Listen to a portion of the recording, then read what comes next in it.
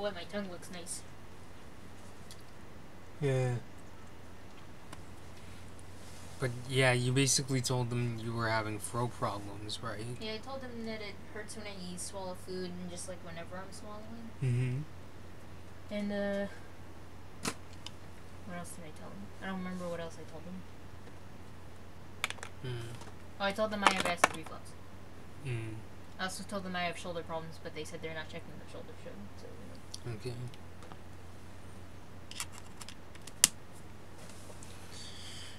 Alright, so just start with Gabby. So you sure you'll be okay with spoilers? yeah, cool. I'll just shout in the corner somewhere. Yeah.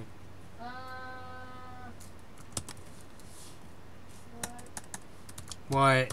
Eat. Why?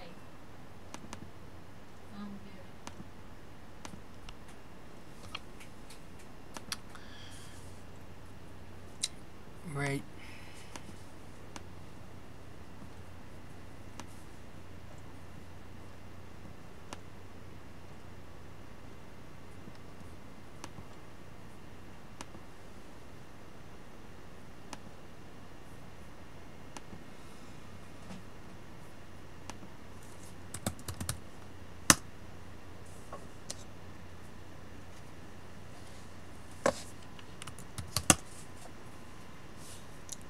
So, hey guys, we're just getting ready to start the stream.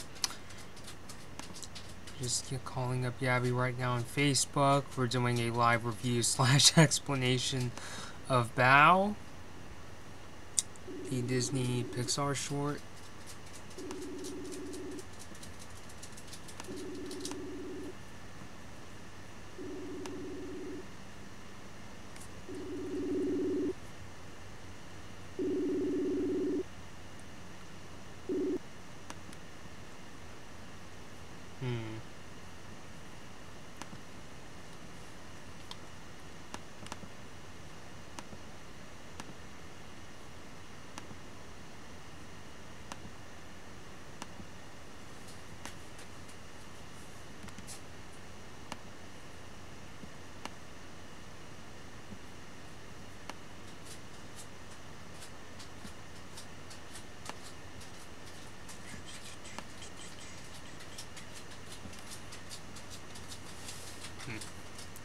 By the way, feel free to chime in if I need to turn up the volume on either of us. I'm starting to use OBS a lot more. It's the same software a lot of video game streamers like to use.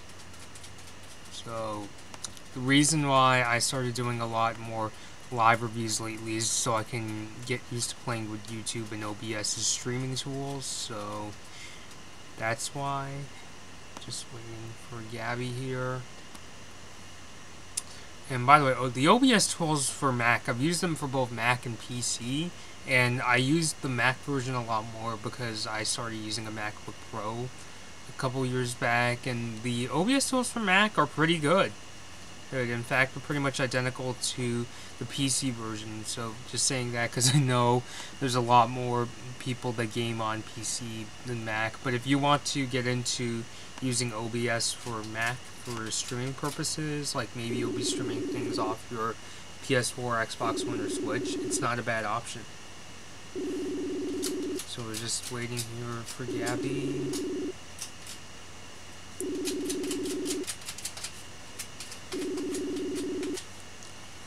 Actually, sorry about this, but let me actually move the camera because I know Steven said in the Incredible Super review that I sounded kind of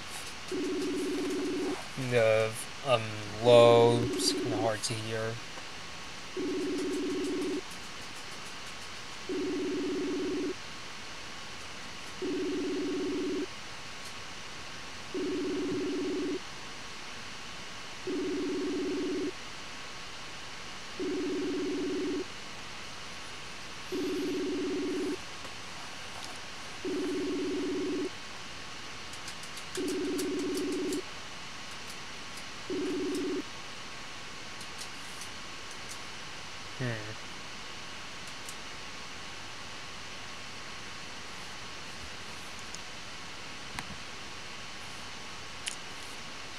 We're just gonna wait on Gaby.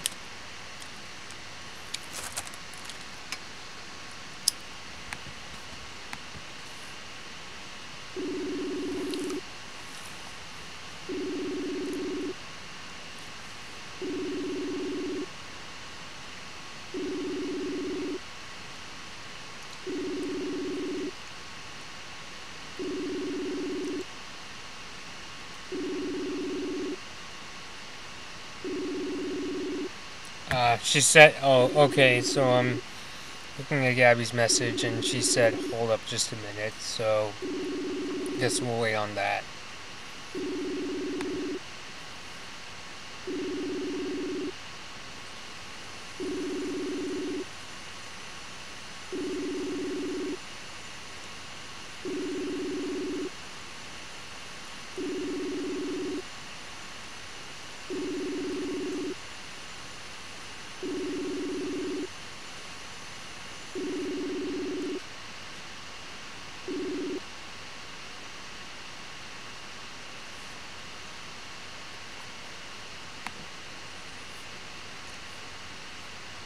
So I guess we'll just hang out here while we wait for Gabby. I think we'll get a message from her when she is ready.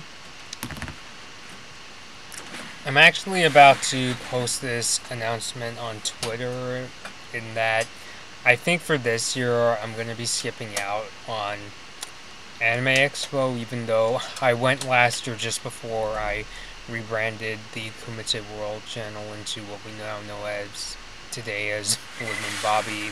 I make it sound melodramatic. Reason being is because, and I'm not blaming them, but some of the friends that I wanted to have come along have said they're unable to go due to financial problems or even health problems.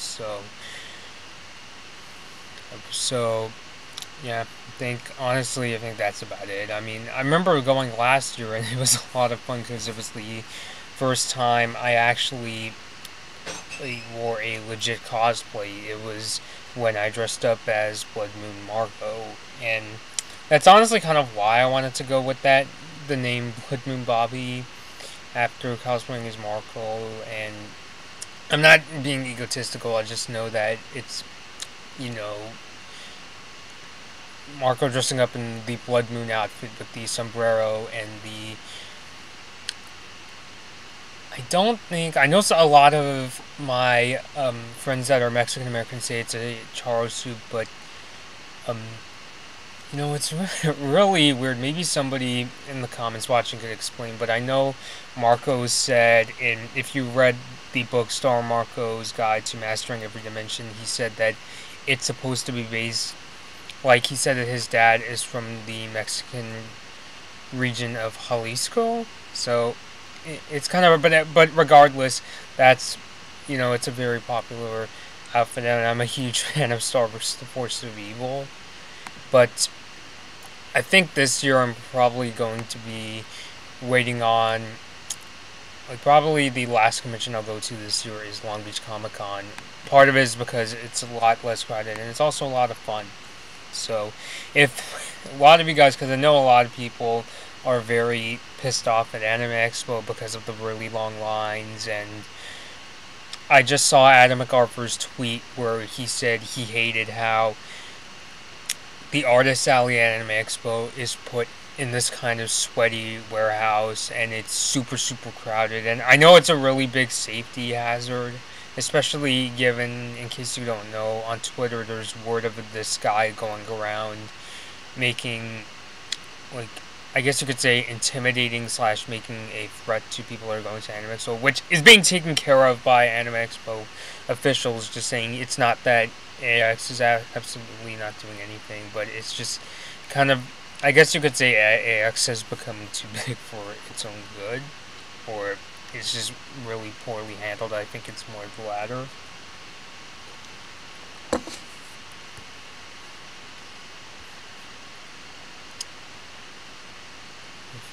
What else I could say while we wait for Gabby.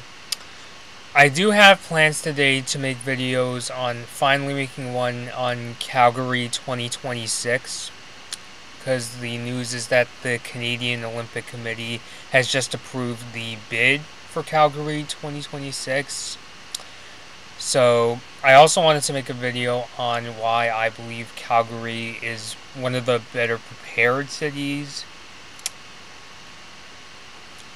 In case you guys don't know, Calgary last hosted the Winter Games in 1988, and amazingly enough, it was the first time Canada hosted the Winter Olympics, and let's just say that because they're the most recent host compared to the other candidates. Well, actually, no, that's not really true, because the Italian bid consists of Cortina, Milan, and Torino, and as I'm pretty sure most of you guys know, Torino last hosted the Winter Games in 2006, but in terms of the country that's coming with a sole bid, or at least the sole host city, Calgary is the most recent. And part of that is giving them a big advantage, especially when you consider the whole Olympic Agenda 2020, where the International Olympic Committee wants to pick cities that have a lot of venues ready. But I'll explain that more in the actual video itself. I'm also going to be talking about the closure of Disney Toon Studios in Glendale, and there was another one I wanted to do. Oh, okay, Gaby is ready now, so I'm gonna bring her into the chat. But those videos, the ones I just mentioned, the Calgary one, Disney Toon, those should be ready for tomorrow. Yo. So, hey, Gaby. Sorry for taking a bit. Yeah, it's okay. I've just been striking up a conversation on the stream while we were waiting. So, but yeah, thanks for coming on today to just review and discuss Bow. With the whole social media confusion, I know it's kind of weird that we didn't bring in somebody that is, let's just say, somebody that's outside of the community that really loves Bow. But I feel maybe we could both explain, because it's kind of funny. I know I'm kind of tiptoeing here, but we'll just explain it further when we get into the actual discussion. So, Bow is a short. It's the first Pixar short directed by a woman, Chinese Canadian director named, I think her name is Dami Shi or something like that. And I'm having a really hard time pronouncing it, but anyway, so the short is basically about this woman whose son has grown up and now she's living really lonely, and then one day she makes some bao, which in case you guys don't know, it's a kind of small dumpling, which my mom and sis really enjoy. And one of the bao actually comes to life and becomes sort of like a baby, and the mother raises this bao, this child, and it grows up, and things get, let's just say, kind of complicated from there. So, do you want to start with our thoughts on the short? I want to know your perspective, Gaby.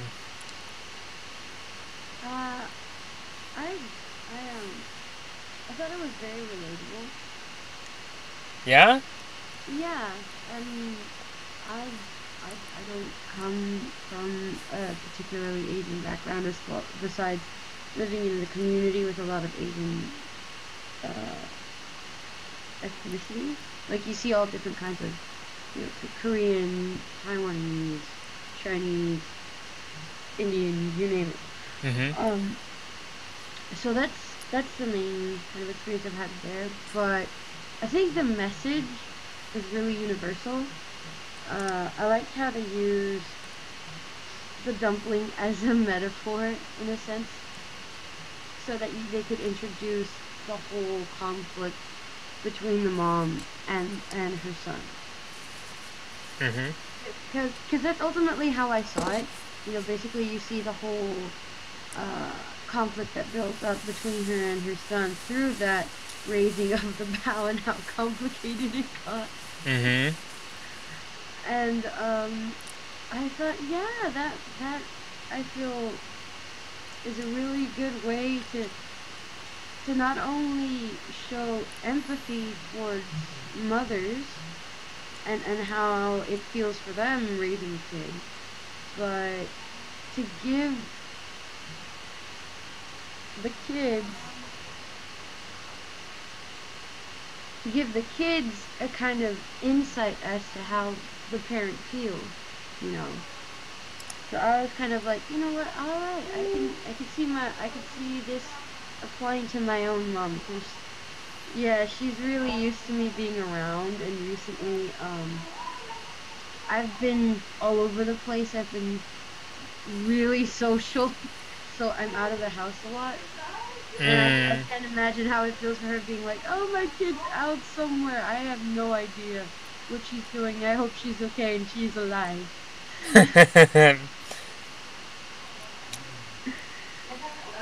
Yeah, it definitely makes a lot of sense, and trust me, I've been there a lot, especially since, you know, I may have said many times, at least to you, Gabby, that, you know, I come from, I guess you could say, the kind of typical Asian family where everybody grows up and either becomes, like, pretty much everybody in my family becomes a doctor. I have a couple family members that went into other fields, like law. I have a cousin that at least used to work for Google writing manuals. So, and the part where it disconnects for me, like, as the kid that grew up saying that being a doctor is too hard. I'm having such a hard time learning this stuff. I want to go into journalism, PR. I definitely get that sense that my parents don't really know what I'm doing. I'm going into uncharted waters. I definitely felt that, and there's a lot that I could go into with Bao, but for those that were very confused by the short, and I'm not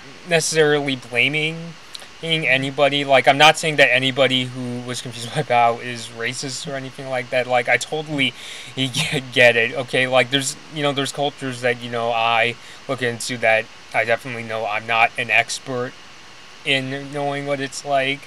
But kind of like you, Gabby, I basically interpret it, like, at its simplest, Bao is a story about where is kind of like, the kid versus parent kind of, misunderstanding, kind of like, I guess you could say a movie you could compare it to is like Brave, I guess, just in essence, in terms of the parent and kid, they got along when the kid was much younger, but, as they grew up and the kid wants to do more, I guess, with daring things, at least in the perspective of a parent, that's where they start to disconnect. Like, yes, I mean, Brave is a much different plot, but in essence, I think you guys can get the idea. So that's why I was surprised, but not really shocked when I heard people were getting confused by Bao. Like, as of recently, I've been trying to tell myself that, even though I'm very well aware of the things that happen in my life, it's not, like, it's kind of, different from how, like, how can I put this, that, the cultural differences and things like that, yeah, I'm honestly just kind of losing my train of thought here, but I think you guys kind of get the idea of what I mean. Yeah, and there's nothing wrong with being confused, because confusion doesn't necessarily mean you're reluctant to understand it. It's just, not everyone can pick up, understanding right off the bat. And I think the key is, are you open enough to take the time and figure out what is confusing you and, get out of that confusion? Yeah, definitely. Rather than just have... At the very least, not judge for not understanding. Or even just, like, honestly saying, yeah, I didn't really get that, or I found a couple scenes where... Because there were even, like, a couple scenes when I was, like, watching the short, because me and Steven, we saw it, together when we went to see Incredibles 2, and there were a couple... I remember Steven kind of whispering to me, I feel a little creeped out, and there were definitely a couple scenes where I was like, oh, what the heck is going on? I think you get what I'm saying. Like, let me put it this way. This is actually one scene I really wanted to talk about. It was when the Bao grows up and let's just say he meets somebody. I'm trying not to. I'm open to talking about spoilers, but I'd rather have you, Gabby, explain them because my sis is in the room and I don't want her to hear a lot of the spoilers. Oh, oh, that. But like when I first saw that, I thought, oh, is he, going on a date? And then you see what's on his finger. And I'm just like, what the hell? Like, I remember, I think everyone in the theater just kind of laughed. But at the same time, I get it. Like, I get why, when you see the background, he doesn't, like, become, like, taller or things like that. He's, like, he goes a little bit taller. Like, the mom is tracking his growth. Like, he has sand against the wall and the mom tricks him.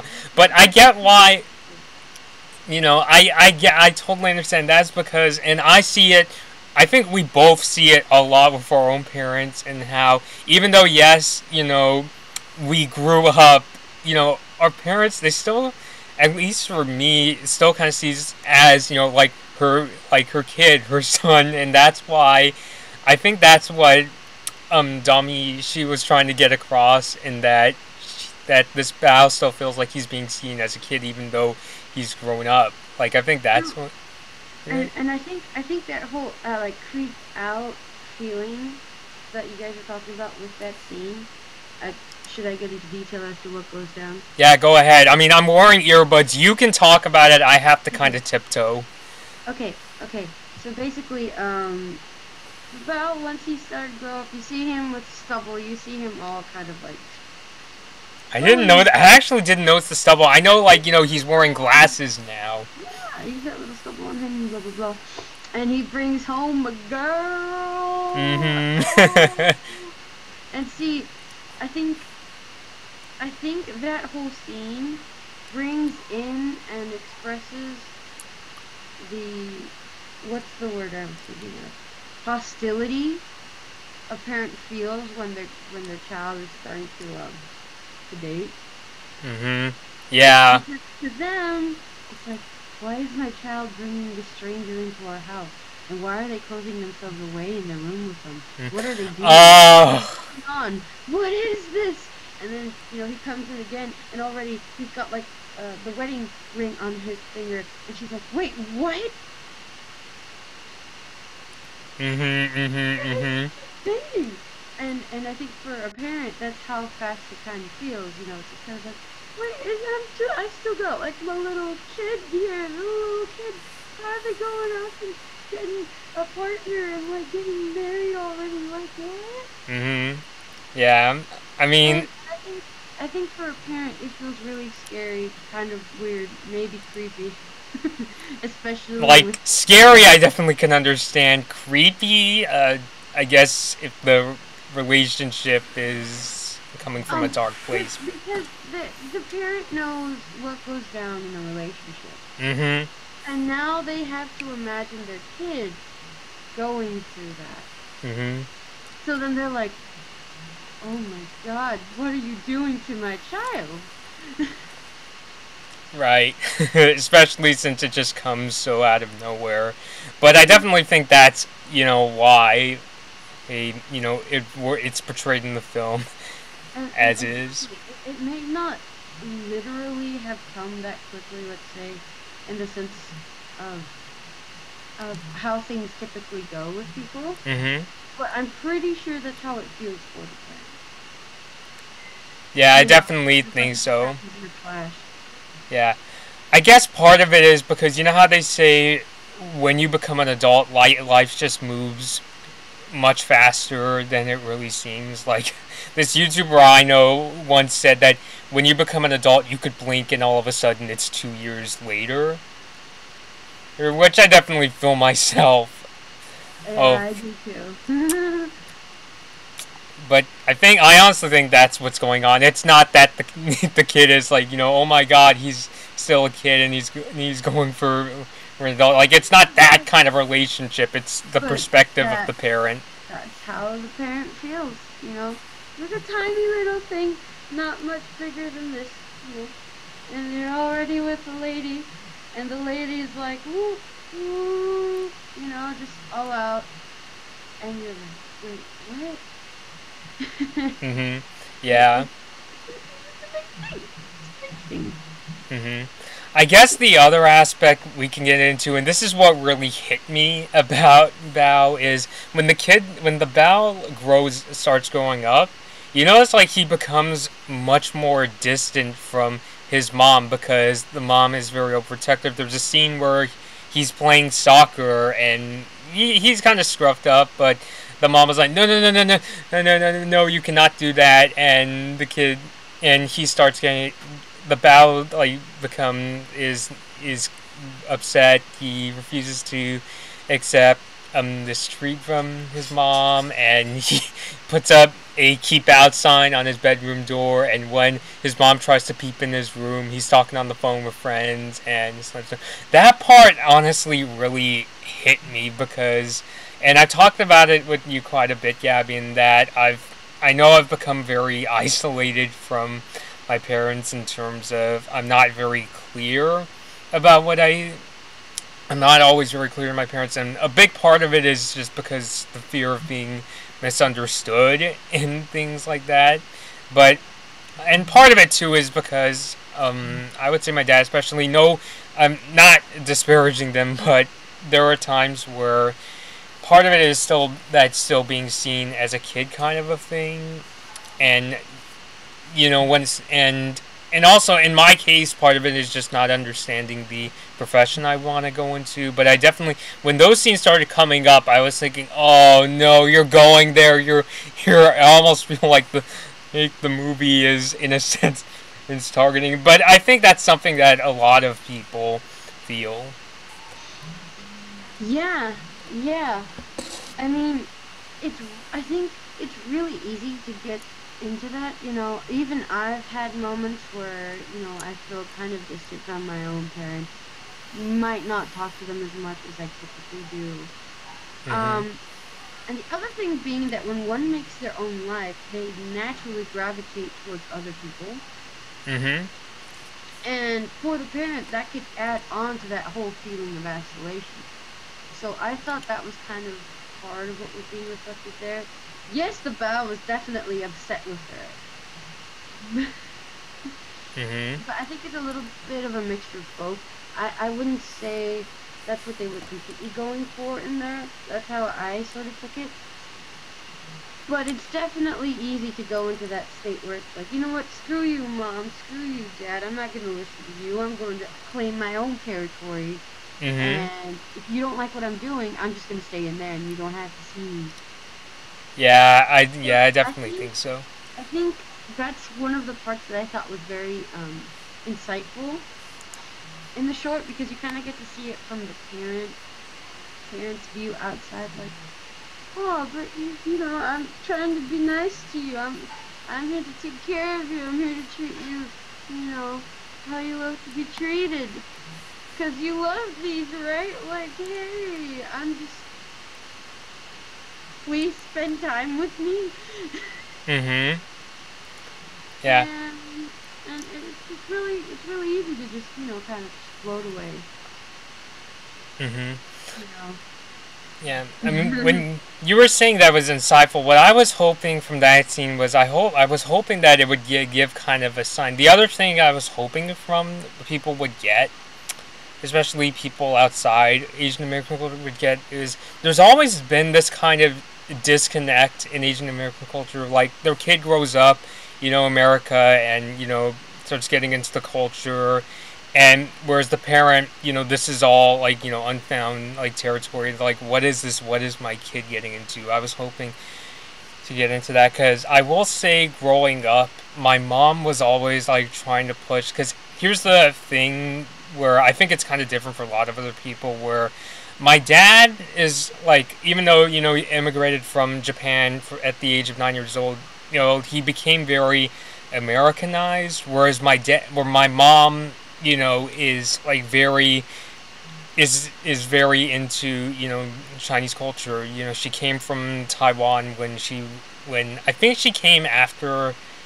Actually, no, it wasn't like around the time she left college, because I know she continued dental studies in Pasadena, and she actually traveled the nation before her family settled in California. But I think for me, that was also one of the things I was hoping the short could get across.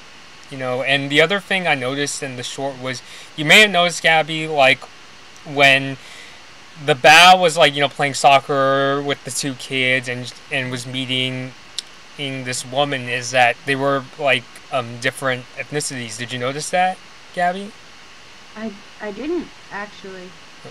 Yeah, and I think part of it is because, and I'm not trying to say, oh, everybody in Asian culture is racist, but there's always been this kind of thing in, I would say, a lot of Asian families where if their, like, kids go out with, like, friends or partners that are not Asian, or even if they're not in the same, like, if they're not also, like, Chinese, like, I think a lot of people watching the stream knows that Asian, like, I'm really tiptoeing that Asian culture has always been kind of homogenous in the sense that, you know what I'm saying, Gabby?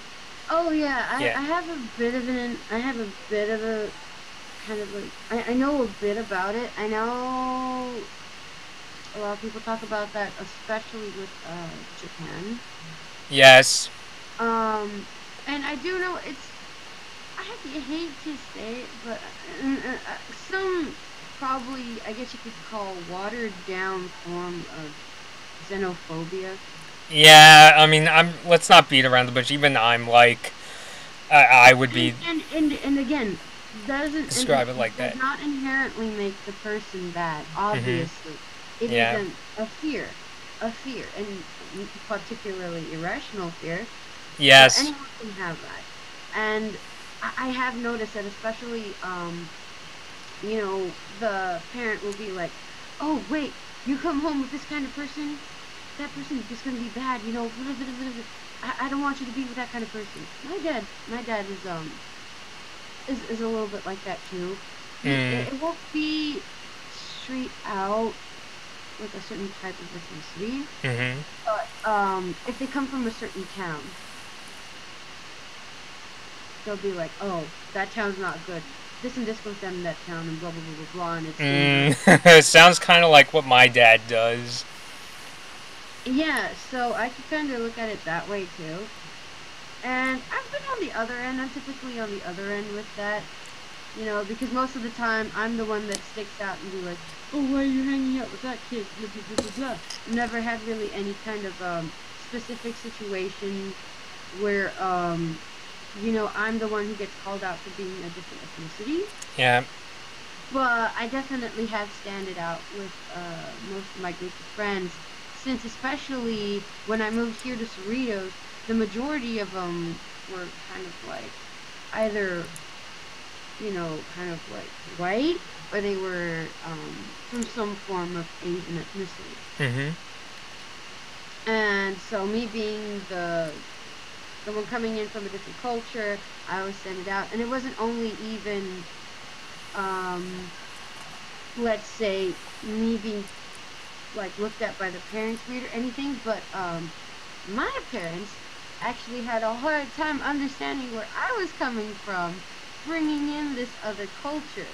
They weren't scared of it, and I don't think they show any kind of fear of it in the short as well. So I do think it's a good point you pointed out, that really reflects some of the stigmas of Asian culture. But yeah, my parents kind of looked at it like this foreign thing. I mean, what is this? People watching animation at an older age, cartoons, yeah, weird things, being so into it. All these different foods, what, sushi, Chinese food, what? And we're not talking just wok. I mean, my Filipino friends back from middle school, which sadly I don't keep in touch with anymore, for whatever reason. They introduced me to dim sum. And I tried to talk about it, with my parents, and my parents were like, what is this? And they're like, oh, okay. So later that year, around the time that I was with that friend for my birthday, we actually ended up going to the same place where they showed me, took me to go try out dim sum. And you could tell my parents were just kind of like, what the hell is this food? This doesn't look like food. I'm here all like, oh my god, this is so good. This tastes great. Oh, look at this. And then later we had the same experience, specifically with my mom, when we went on our trip to Japan. Mm-hmm. A ryokan, a traditional Japanese inn. Mm-hmm. And they had, a meal that they would prepare for you every day. And we stayed for 2 days. And both times we sat down, my mom was looking at everything like, what do I eat? What's edible? Nothing looks edible here. And she'd see me trying something, and I'm here like, oh yeah, this is good. She's like, Gabby, what's that one? Like, I don't know. She's like, does it taste good? I'm like, I'll tell you. Yeah. So I could kind of see that too, where it's just kind of like all these foreign concepts start being brought in by the kid, especially when they're exposed to different ethnicities, and the parent just isn't really kind of sometimes ready to kind of brace themselves for that kind of clash that comes with a new concept. Not to mention that with looking at it on the other side from outside, you kind of start to question certain things about that kid who's coming in and bringing in other cultures into their family. I know for me, one of the things that happened, and this was from people from my own culture too. I had a lot of friends also who came from Mexican families and parents and all of that. We all speak Spanish and all that. But my parents in particular have always been really kind of open. So I never really had a strictly kind of Mexican cultural experience as far as the household goes. Yeah, we had traditions and all that cool stuff, but kind of house bringing wise, we were really open and progressive. And a few of my friends, their parents were still really kind of like traditional in the sense of, this is how you do things according to my culture, and if this doesn't go down well, then you're not respecting the parent. It was a lot about the parent having the say. So I would have friends who, for example, up till they were like 18, 17, the parent would be like, oh no, you can't go out to other people's houses, you can't do this, if you do that, you're going to get in trouble, you can't paint your hair. I have a friend who to this day, they're 21, and their parents will get them in trouble and do all kinds of stuff to them just because they tried to change the color of their hair. So I think for one, outside, they can be kind of questioning like, oh my god, that parent is just weird. But I think for the parent, it looks like, hey, this is just how things go. I just don't want my kid doing something crazy. And that also comes to mind looking at that scene, being like, oh, okay, you know what, like all these kids pushing my kid to like, do strange things that I don't understand. This is weird, like I don't like it. And I think part of it comes with, sometimes in those cases the kids have to be the bigger person and kind of like let their parents know that everything is okay. And if the parent refuses to figure out and clarify that, or at least try to explain to the kid why they're uncomfortable with it, and come to some sort of agreement, yeah, that's where the problem comes, I think. And it's a tough subject, but again, I think it's really cool that they get into that a little.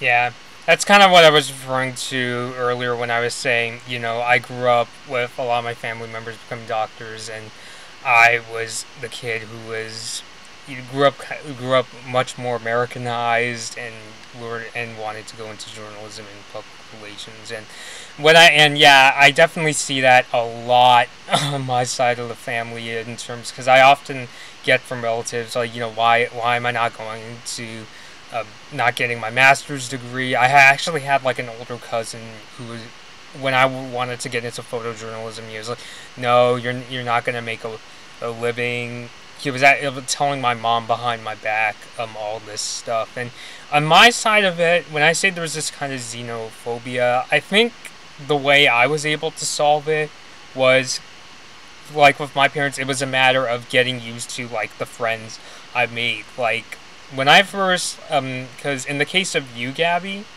I mean, my parents, like, I didn't really tell much about you aside from your name. And then as I started to hang out with you more, my parents became much more, open, like, on friendlier terms with you, Gabby. There was even one time where my mom was telling my sister, hey, look at Gabby. She's a very sociable old person.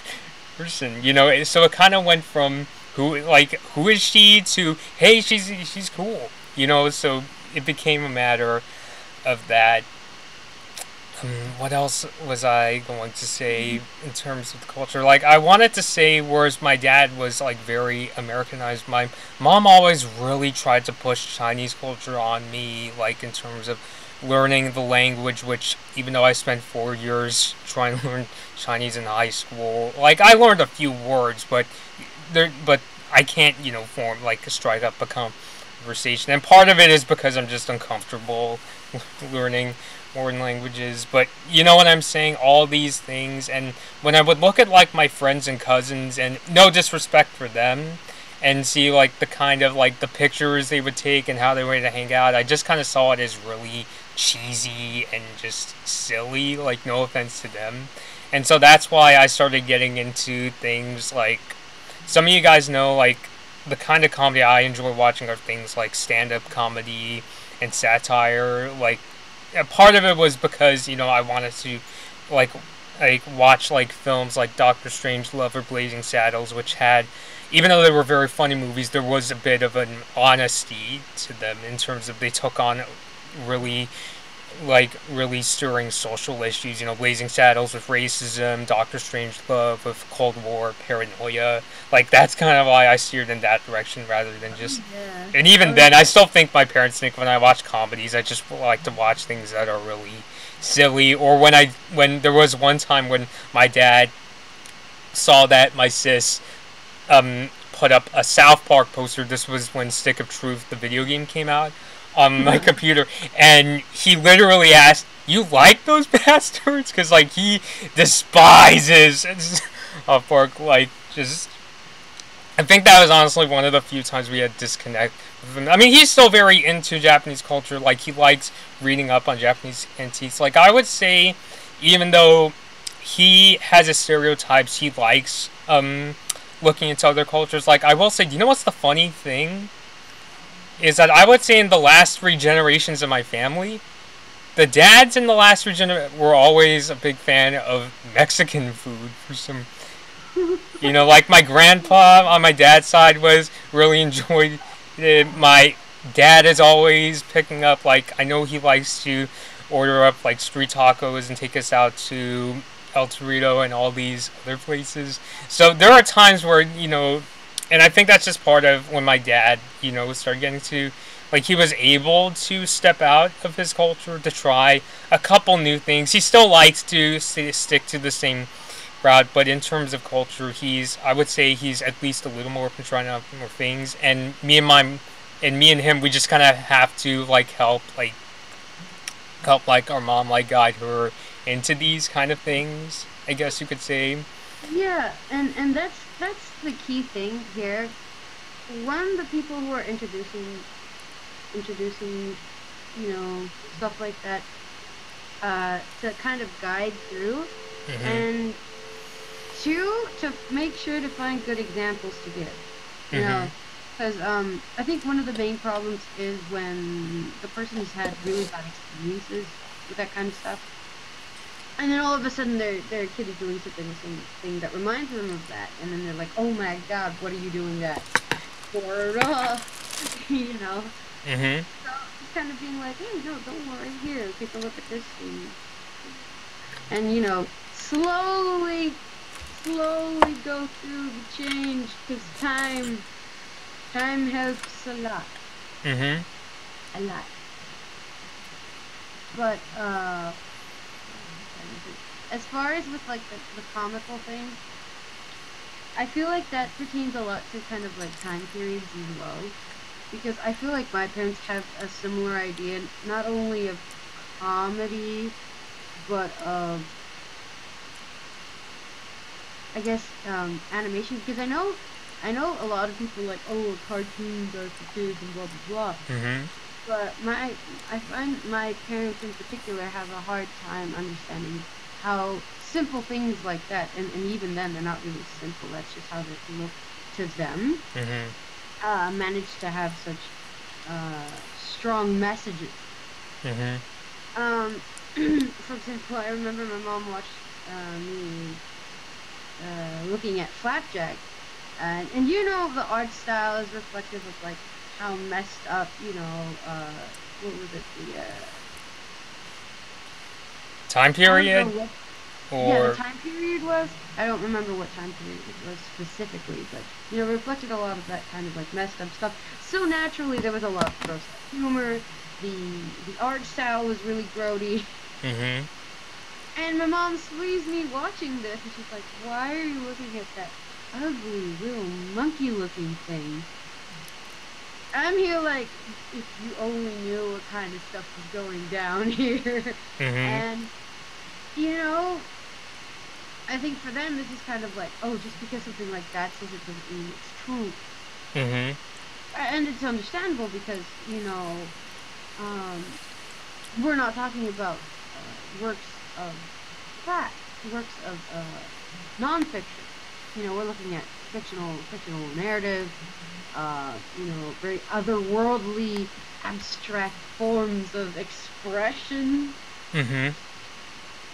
So I think people get lost either taking in everything as true, or everything is false within them and just imaginary, where, you know, it's hard to see kind of like where that line begins to form, where you can tell, oh, okay, this has a grain of truth in it in this sense.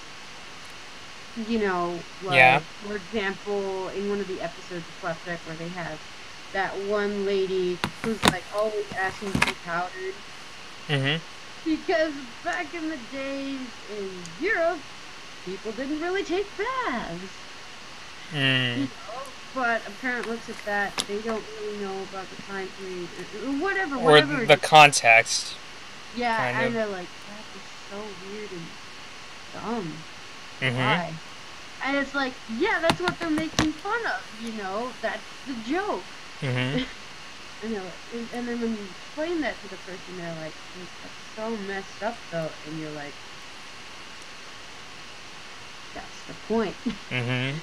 That's what makes them, you know, so insightful.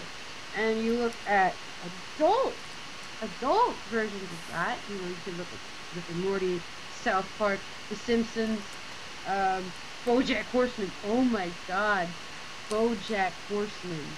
You want some messed up stuff? And I try to talk about this with most people, not even my parents, but people of my own age. Try to get them to understand how crazy or even depressing a show about a talking horse can get. Yeah, I remember hearing the YouTuber Pie Guy Rules describe Bojack Horseman as Depression the cartoon. Absolutely! That's hit the nail right on the head. That should be its like honest title. You know, yeah. There's a scene where, you know, Bojack is with his would-be half-sister, I think, and his half sister begins to talk about a lot of the same struggles that he has as far as self-loathing, because it seems to be something that runs in the family, just because of how messed up the whole deal of their family has been. You get into this so much in the show, where she's talking about him, how she like hates herself sometimes, or she feels like she needs to die, or something along those lines, or where she wants to, do something really bad. And she looks at Bojack and she's like, it goes away, right? And Bojack just looks at her with that kind of look like, oh my god, you poor thing, you have no idea. And you're here outside laughing, like, oh my god, this is too real. And you take a moment to take it in and kind of like process it, and you're like, holy mac, that's so messed up and true. For people, it often feels that way. It's not necessarily that way, but it feels like that's the only thing that they'll ever know in their whole life. And you're like, how the heck do they manage to do that with an extremely outlandish character? And that's where you lose a lot of people. And especially with people of earlier, like the earlier time periods, kind of like, the older generations, they weren't even given the same amount of time or the same kind of content to really follow that progression of, I guess, artistic development that went through specifically with the media video. It's weird. It's like how for a long time film wasn't considered an art or anything capable of really expressing anything. It was just a novelty, and we're still getting out of that kind of deal here too. I like how we got into all of this when we were talking about Bao. Yeah, no, I totally get you, because we were talking about the sort of disconnect. Kind of like what happened in Bao, where, the Bao, it grew up and isolated himself from his parents, and he started making friends and even going out. And bringing like that back in, looking at that whole ordeal, one of the problems that I think really increases this whole disconnect as far as that sense, is a lack of interest in what the younger person is looking into. I remember that was one of the things that really upset me for a long time, when I started really looking into media as an art form. My parents would just look at me like, what the hell? The messages that they took out from movies and whatnot were always kind of like on the surface level. Where I really like to go into detail, like, look at this tiny little part, and look at how all this unravels into this huge message, and that's just part of the movie. I look at you, it's so far. And part of it was that they didn't really like the same stuff as I did. I mean, they never really liked anime. That was always a me thing. Especially now, they don't enjoy cartoons in the same way I do. I've managed to find them still watching cartoons. Like, one time we were at a cruise, and we were all stuck with the same channels that they had on the cruise. My bro and I ended up taking over the TV and put on Cartoon Network, so we were watching like whatever was on there.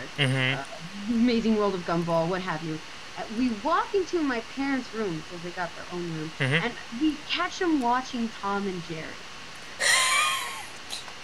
Yeah, it kind of sounds like my mom, because she also... The weird thing about that, not to interject for a second, it's so weird how, like, my mom is super against, like, violent things, and how she didn't want the kids watching stuff. But it's like one of her favorite cartoons was Tom and Jerry. And that kind of showed me, hey, their idea of what goes down in a cartoon is a lot different than what my idea is of what goes down in a cartoon. And I think understanding that, you could put it aside up to a sense. Not in the sense of kind of like ignoring it and not dealing with it, but understanding that different people will experience forms of media in different ways, especially generation-wise and coming up with a kid. And, you know, take that and say, that shouldn't be a reason for me to disconnect with this person.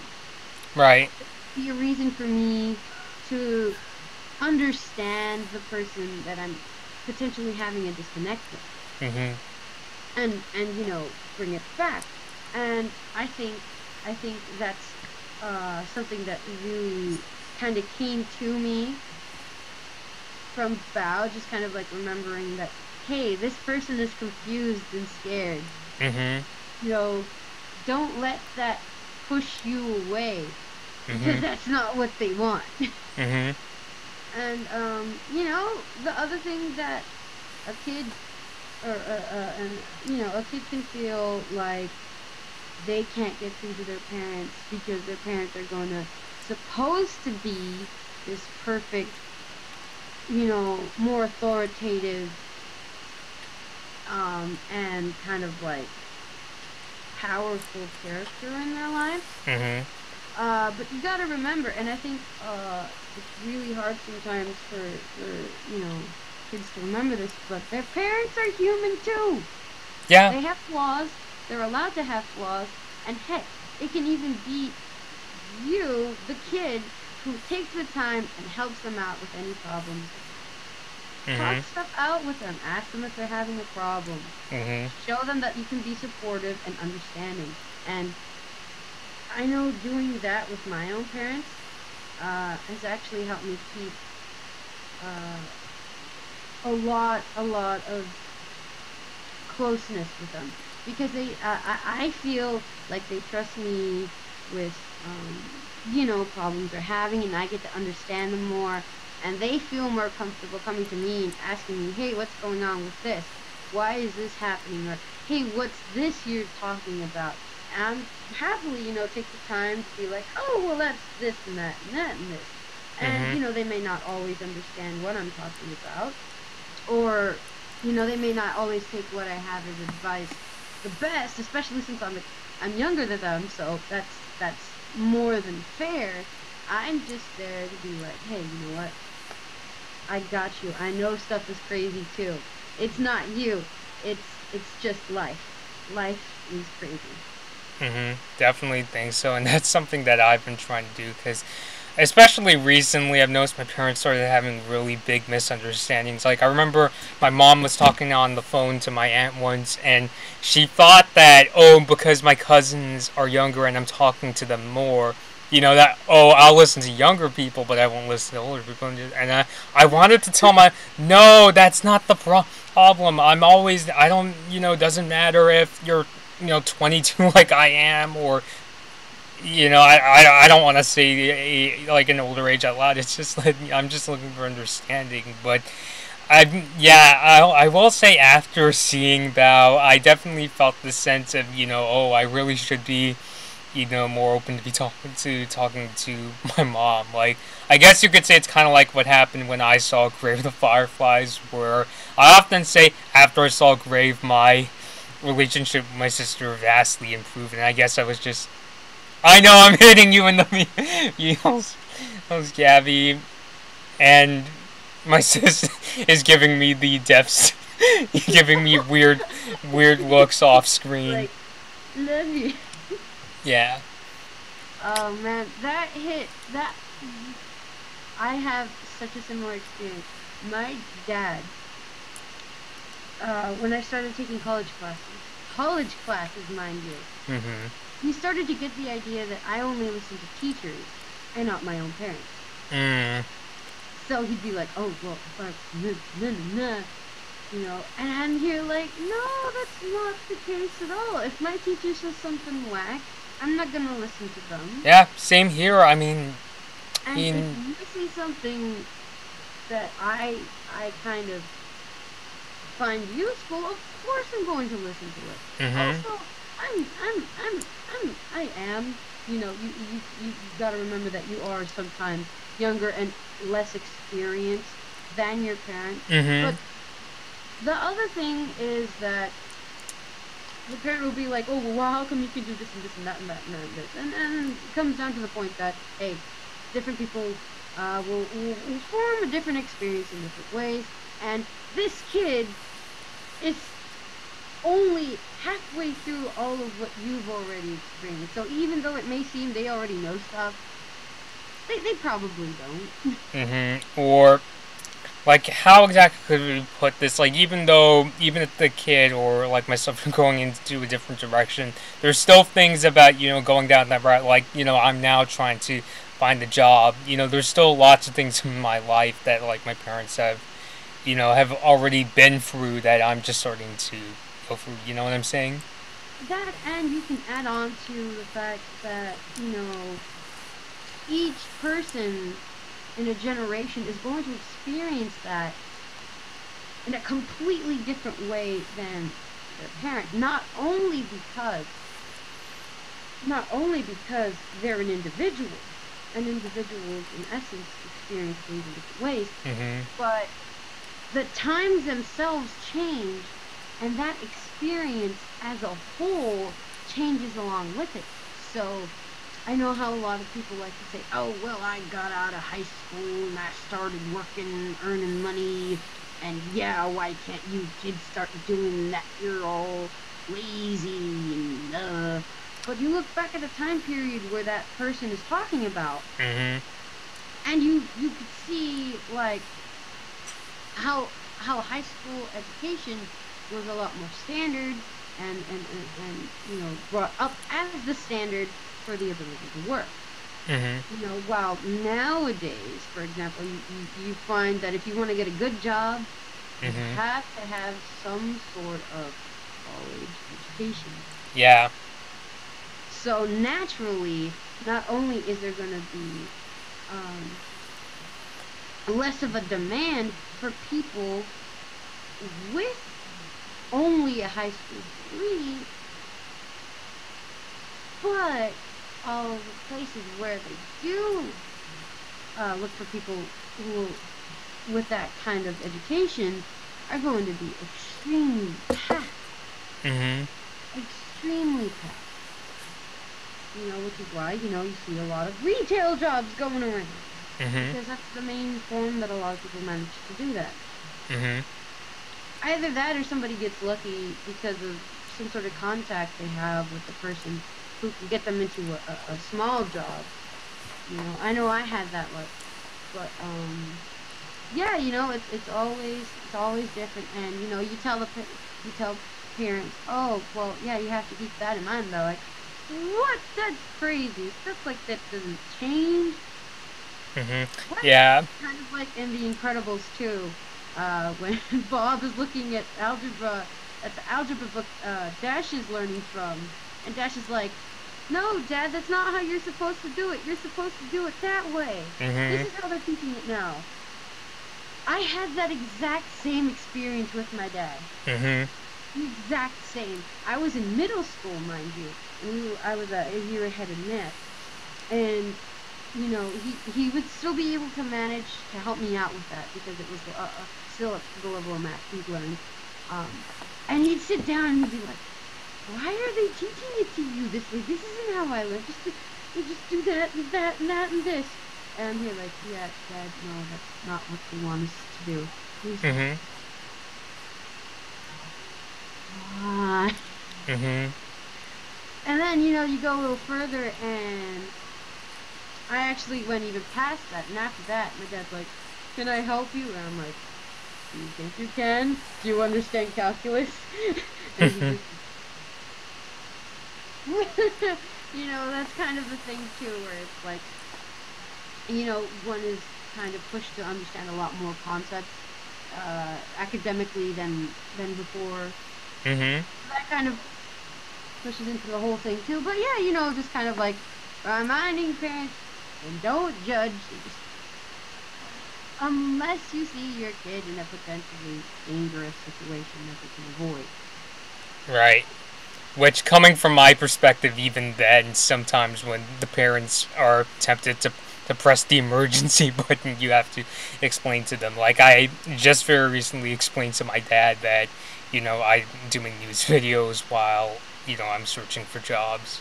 Because he would be like, the G-rated version is, why are you working late at night? You're not in, you graduated, Yeah. And was just saying, and I know I talked about it much more in detail with you, Gabby, but I basically just told them, hey, I'm doing news videos.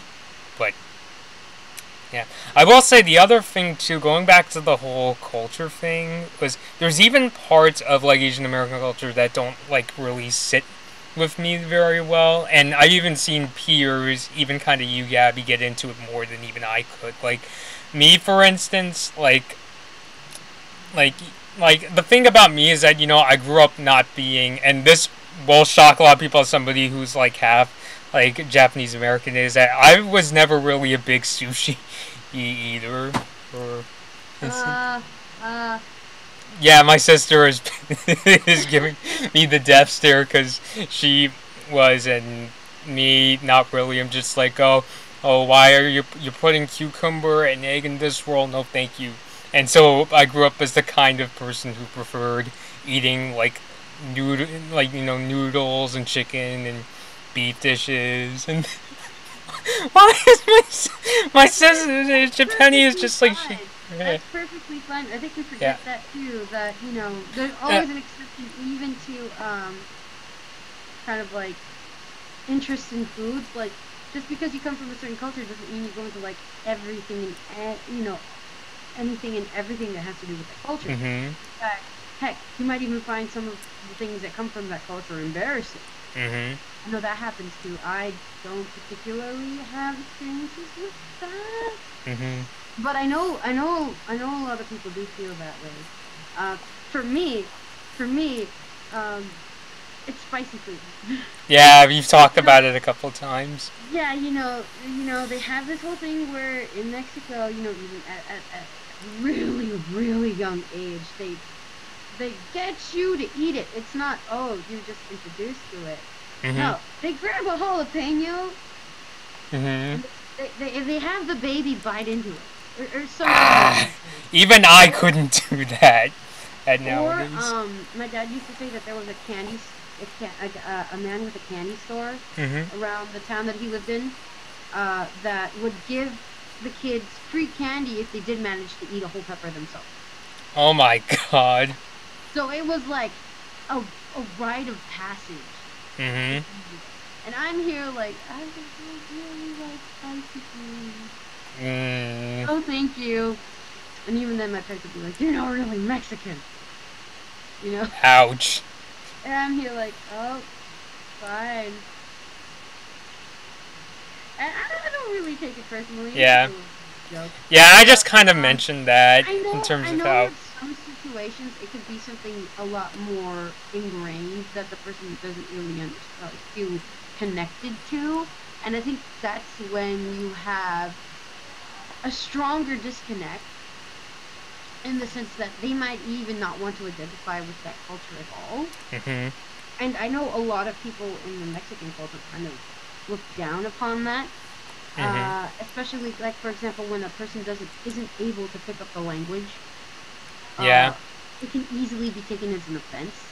I have friends who...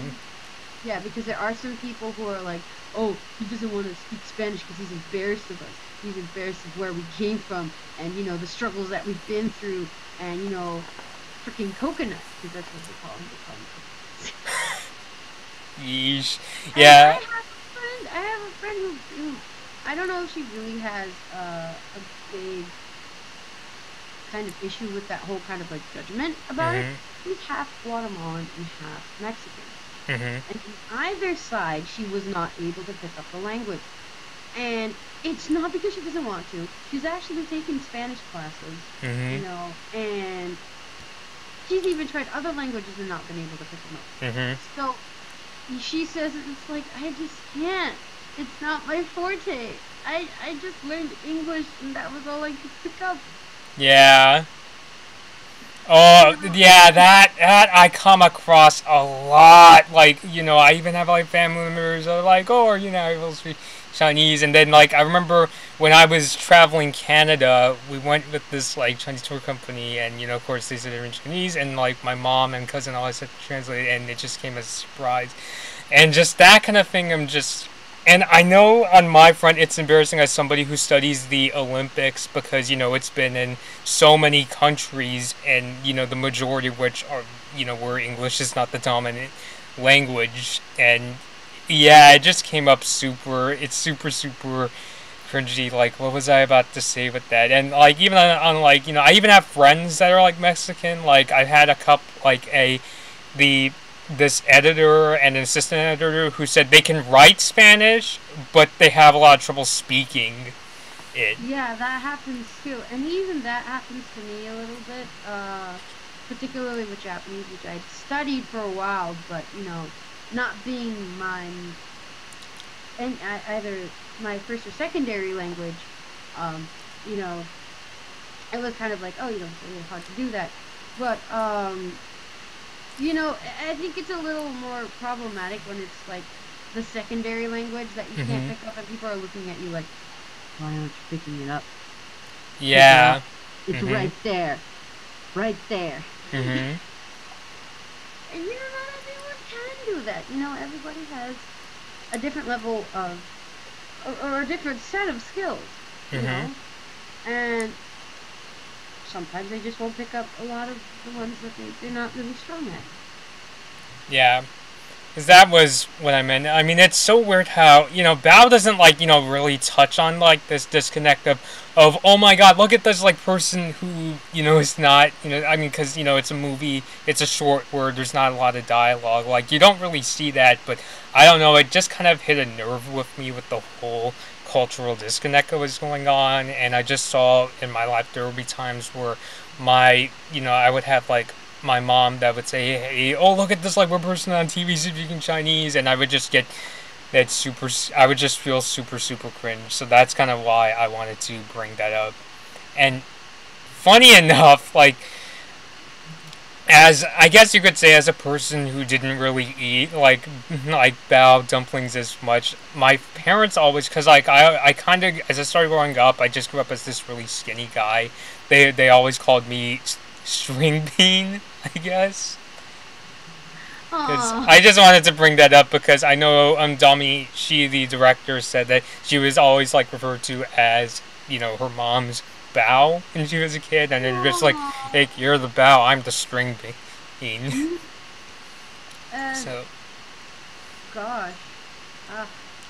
Yeah, I mean, I don't take it. I kind of just take it as a joke, know. No.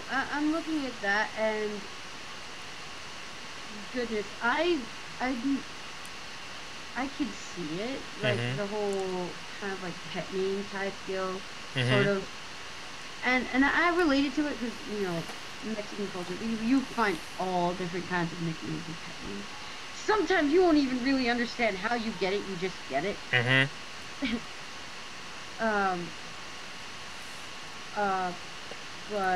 But it makes sense. It makes sense, and I feel like there's like that whole kind of like, especially, I feel, I don't know if it's most Asian cultures, but I've definitely noticed it in Chinese culture. There's this really strong connect with food, and we have it in Mexican culture as well. So I can kind of really see that reflective of the whole using that sort of,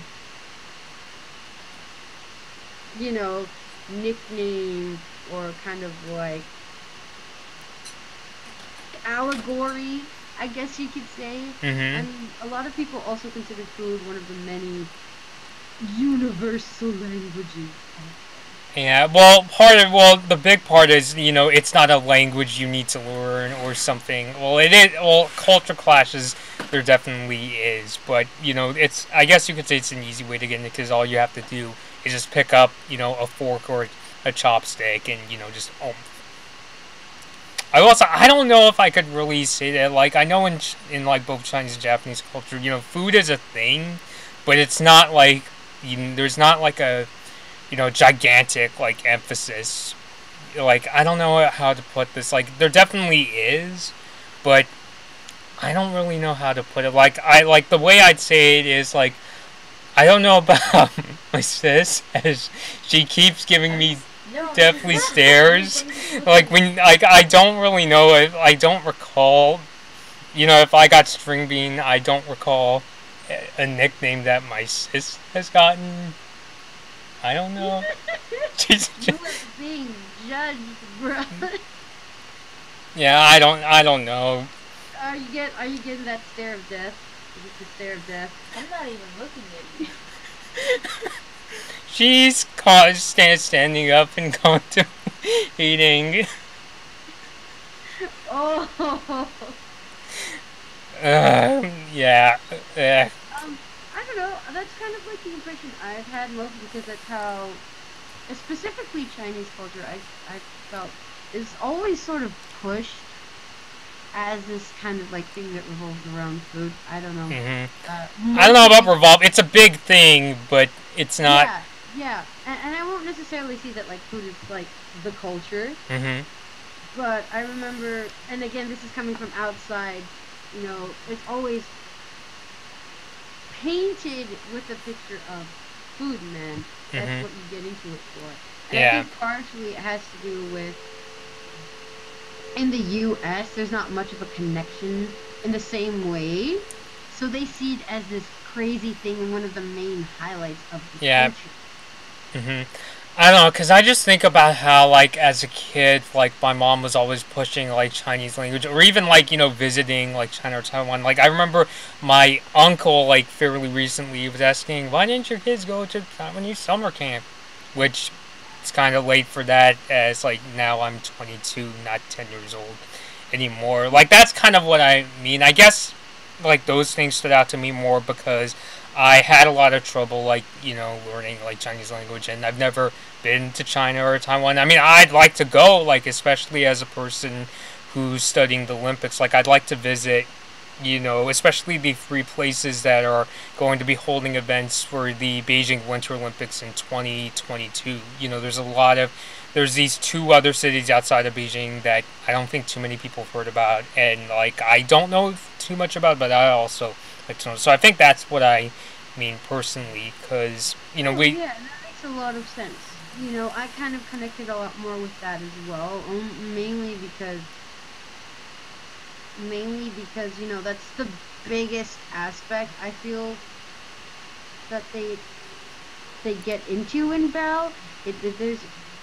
There's still a whole good chunk of, like, understanding the culture and all of that, but the main thing I think comes with interactions between the mom and the Bao. And I feel another one of the ways that I connected with it a little better in that sense is because you kind of see that the Bao isn't, or like the kid isn't necessarily completely disconnected from the culture, or even questioning it too much. They're from that ethnic background, and that's okay. Yeah. Their main problem is how I think how their parent is being extremely overprotective. Yeah. And I've been in a similar situation too. I mean, I've always come off well because I'm very perceptive with culture. I'd like to say, especially my own culture, I tend to come off with a bit of a, respectful, kind of like understanding and well-educated sort of demeanor. Even though there may be some aspects where I'm just completely off. I'm not going to say I am perfect and understand everything from every culture, or even my own culture, because I don't. But a lot of people are very impressed with it, especially since I have a knack with accents. So picking up languages, I have an easier time with pronunciation, and that, even though I do mess up a few times pronouncing things and whatnot, I kind of give up the impression that I've taken the time to pick it up, and everybody's like, oh my gosh, you speak such good Spanish. Oh, whoa, whoa, whoa. When I actually had a bit of a rough time picking up Spanish at first. I was 4 years old, and the main reason I was pushed to learn Spanish, and I got through that whole thing, was because I was taken to Mexico before I actually even properly learned Spanish. And I had to communicate with kids who only spoke Spanish. Oh. So I would talk with them a little bit with a tiny bit of Spanish that I understood. And then they'd find words that I didn't know. Oh, well, not find, but they would use words that I didn't know. And I'd go running over to my mom. It's like, Mom, what does this mean? She's like, oh, you say it like this. Like, oh, okay. And then I come back with something that I didn't know how to say, and I really wanted to tell them. So I'd run back and be like, Mom, how do you say this? And she's like, oh, you say it like that. And then from there, it was like, na. So now, that's how I got where I am right now. And I think a lot of people don't realize how much of a push sometimes you really need for that. And it may not even be the person themselves being, you know, this whole kind of like, oh yes, I understand this and that and that and this because blah blah blah. You know, in English, well, I live in the U.S., so it's kind of like a done deal. I'd have a really hard time being here if I didn't understand English. Yeah. Especially from that age. And, you know, going to school in the U.S. my whole life, well, you know, there are some kids who manage to be like, they go, or they came from Mexico, and in Mexico they were there for a few years, so they learned Spanish, and Spanish was their first language. I was just full on U.S. schools, U.S. classes, English. Spanish was more of like a home deal. I see. Yeah. And again, like going back to that, it's just kind of like, where am I going? The whole deal where it's like, sometimes the kid might not even take in the culture out of interest, but just because that's what they've known. And sometimes a lot of people misunderstand it as, yeah, they're really good. They appreciate their culture. It's like, well, they might, but you can't give it as a done deal. And so for that, I was just looking at Val and thinking, you know what, that's kind of something I feel like was kind of maybe in this whole deal we were talking about, especially looking at how he wanted to go out and do different things. You know, while the parent might be here thinking like, hey, but, you know, we have all of this. You know, you still got more of this to learn.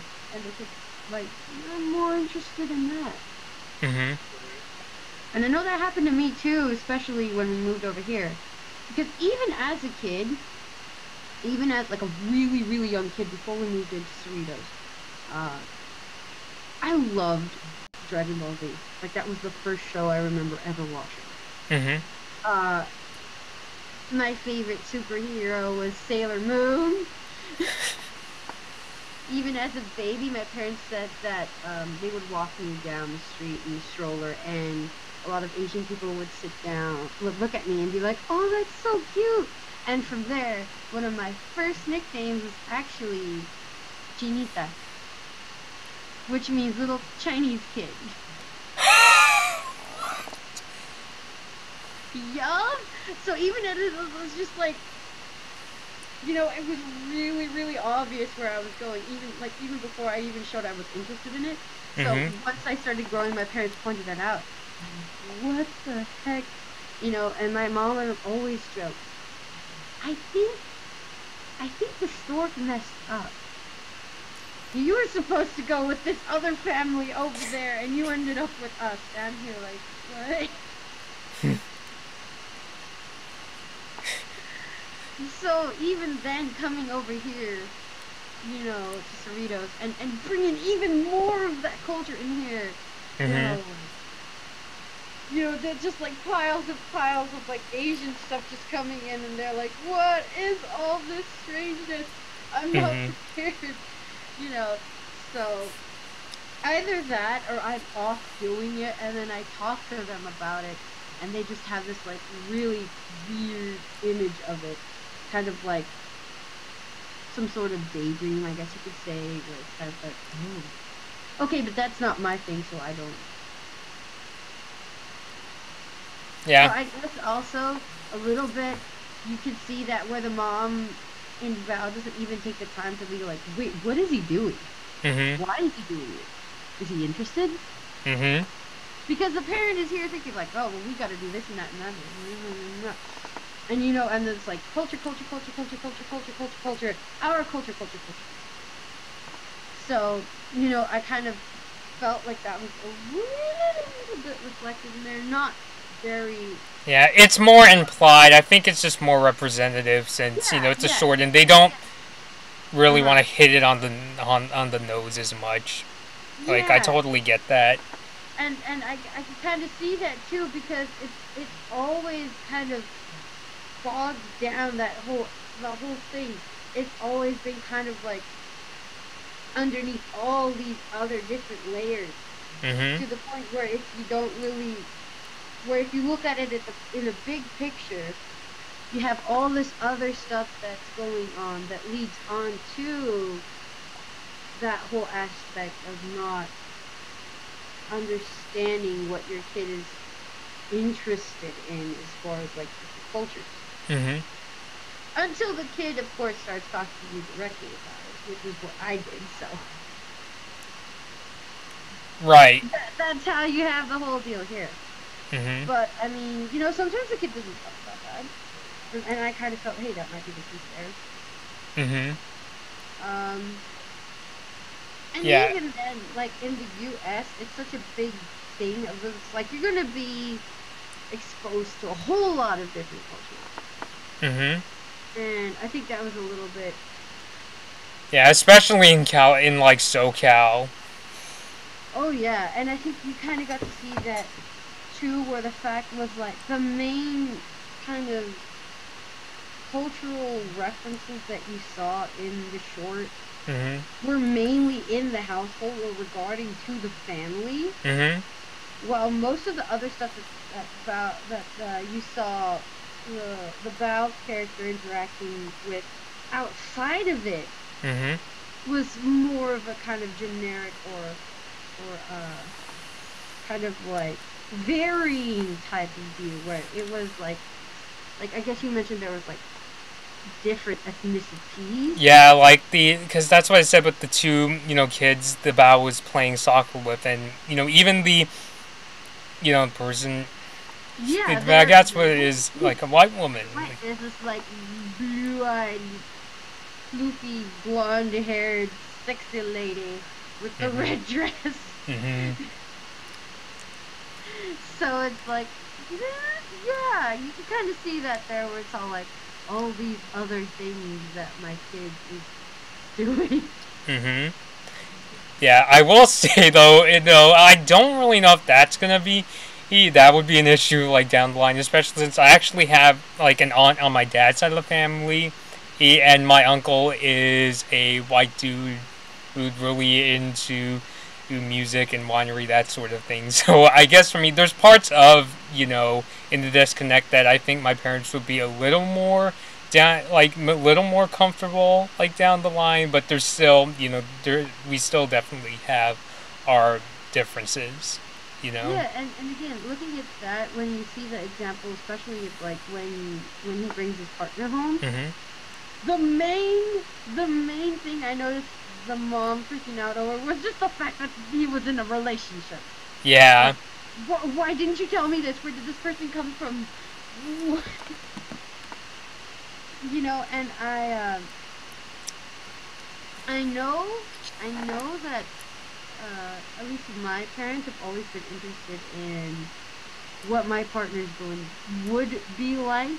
And currently in a relationship. So that's less of a question now. Yeah. I know, I remember for a long time my parents were convinced I was going to marry specifically a Chinese person. because even our neighbor who's Korean, go into the whole detail where it's like, oh, you want Chinese men gonna cook for you, gonna clean for you, they do all this stuff for you. I'm just okay, but my parents heard that and they're like, yeah. So I'm here like, I don't really care. Yeah, and funny enough, like, picture me like, yeah, she's gonna need someone like that because she doesn't do it. I'm like, you know, and I've had 2 attempts at a relationship, and I'm currently in my first actual relationship. Both times they've been Caucasian. So, been completely off in that note. Yeah. But, you know, it's just kind of like that whole deal where it's something that the parent is thinking about. So that's also what I think. I feel like coming from a culture coming into the U.S. And not being in any kind of certain situation, like for me being interested in another culture besides that of the home culture, because I was, again, always interested in this, in several different cultures.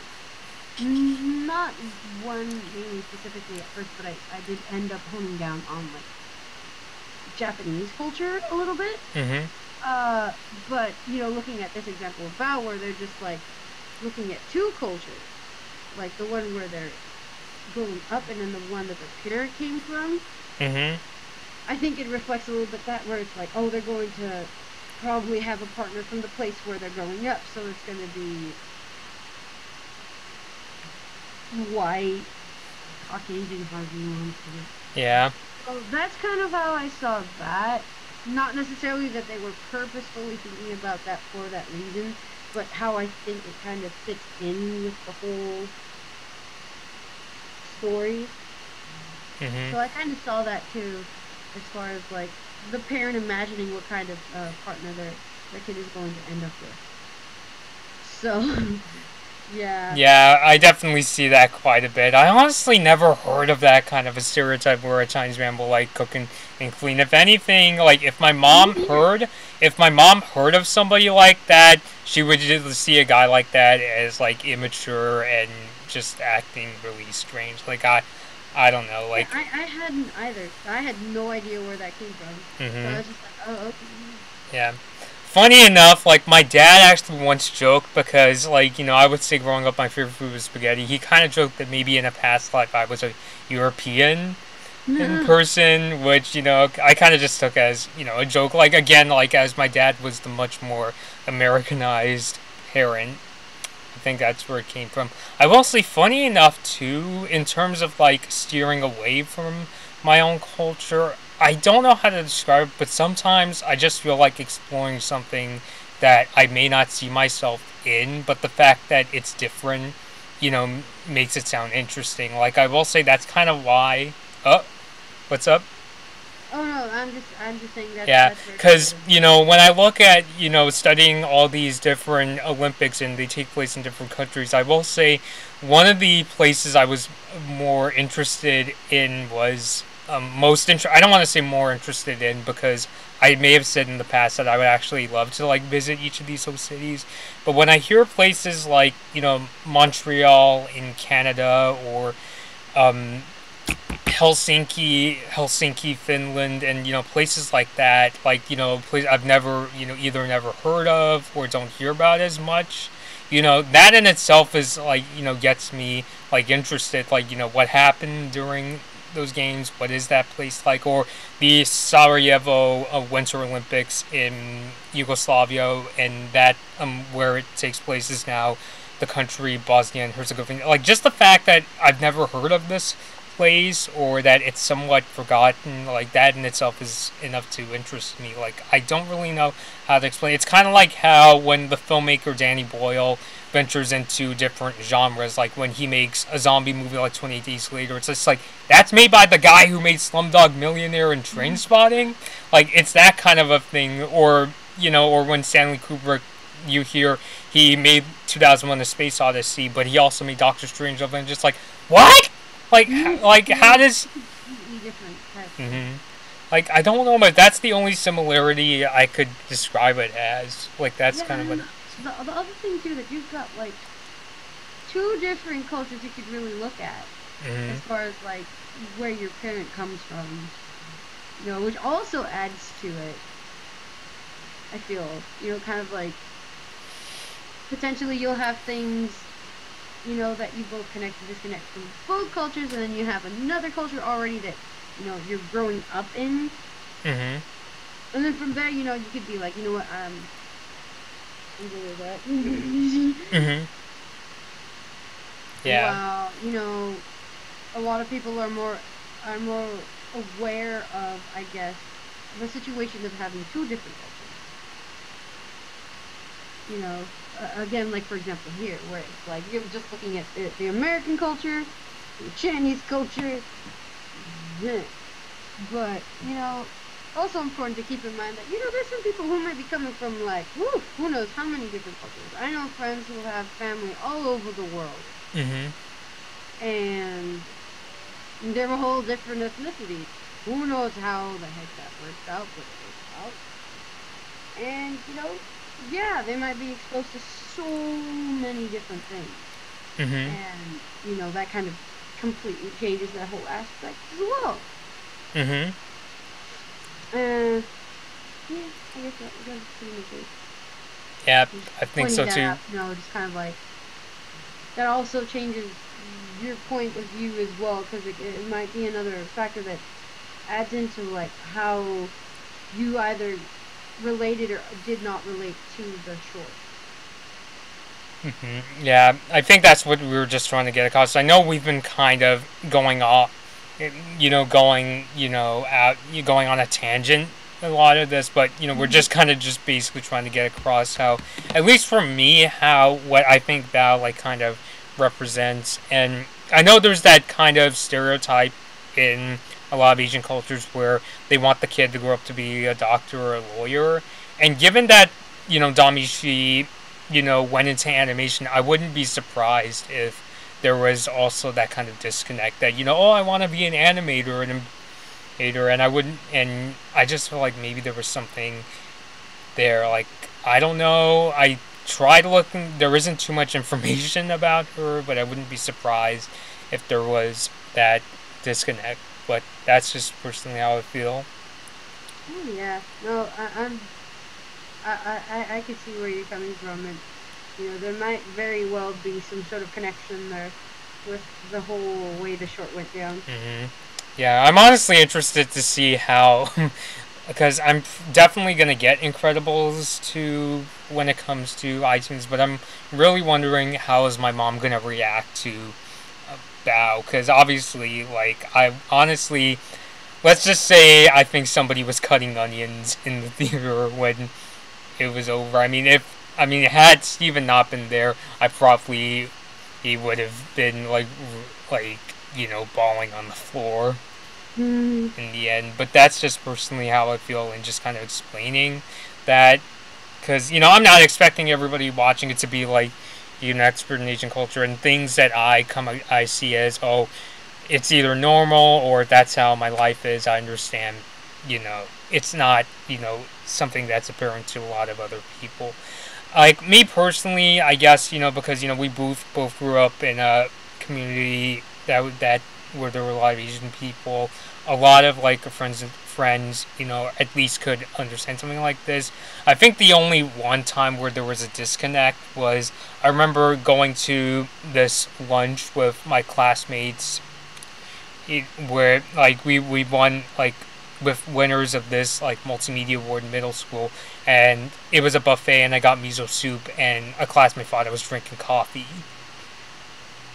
You know, and I think that was the only time, but most of the time, I hadn't really come across. But I know, you know, not everything in my life is apparent to others, and hence why, you know, we wanted to have this discussion. But we've been, you know, just going around the whole, you know, spectrum. I mean, there's really lots of aspects in my life that I saw in Bao. I know even you, Gabby, that I just personally felt I wanted to explain, especially somebody who, I definitely identify as Asian American, but I've definitely have had times where I had, a hard time seeing, like, especially the Chinese American person in myself. Like, I always at least felt, like, I guess for me, I just grew, like, even though I was kind of distant from my dad's side of the family, the fact that, like, everybody was a lot more Americanized on my dad's side was why I was able to at least identify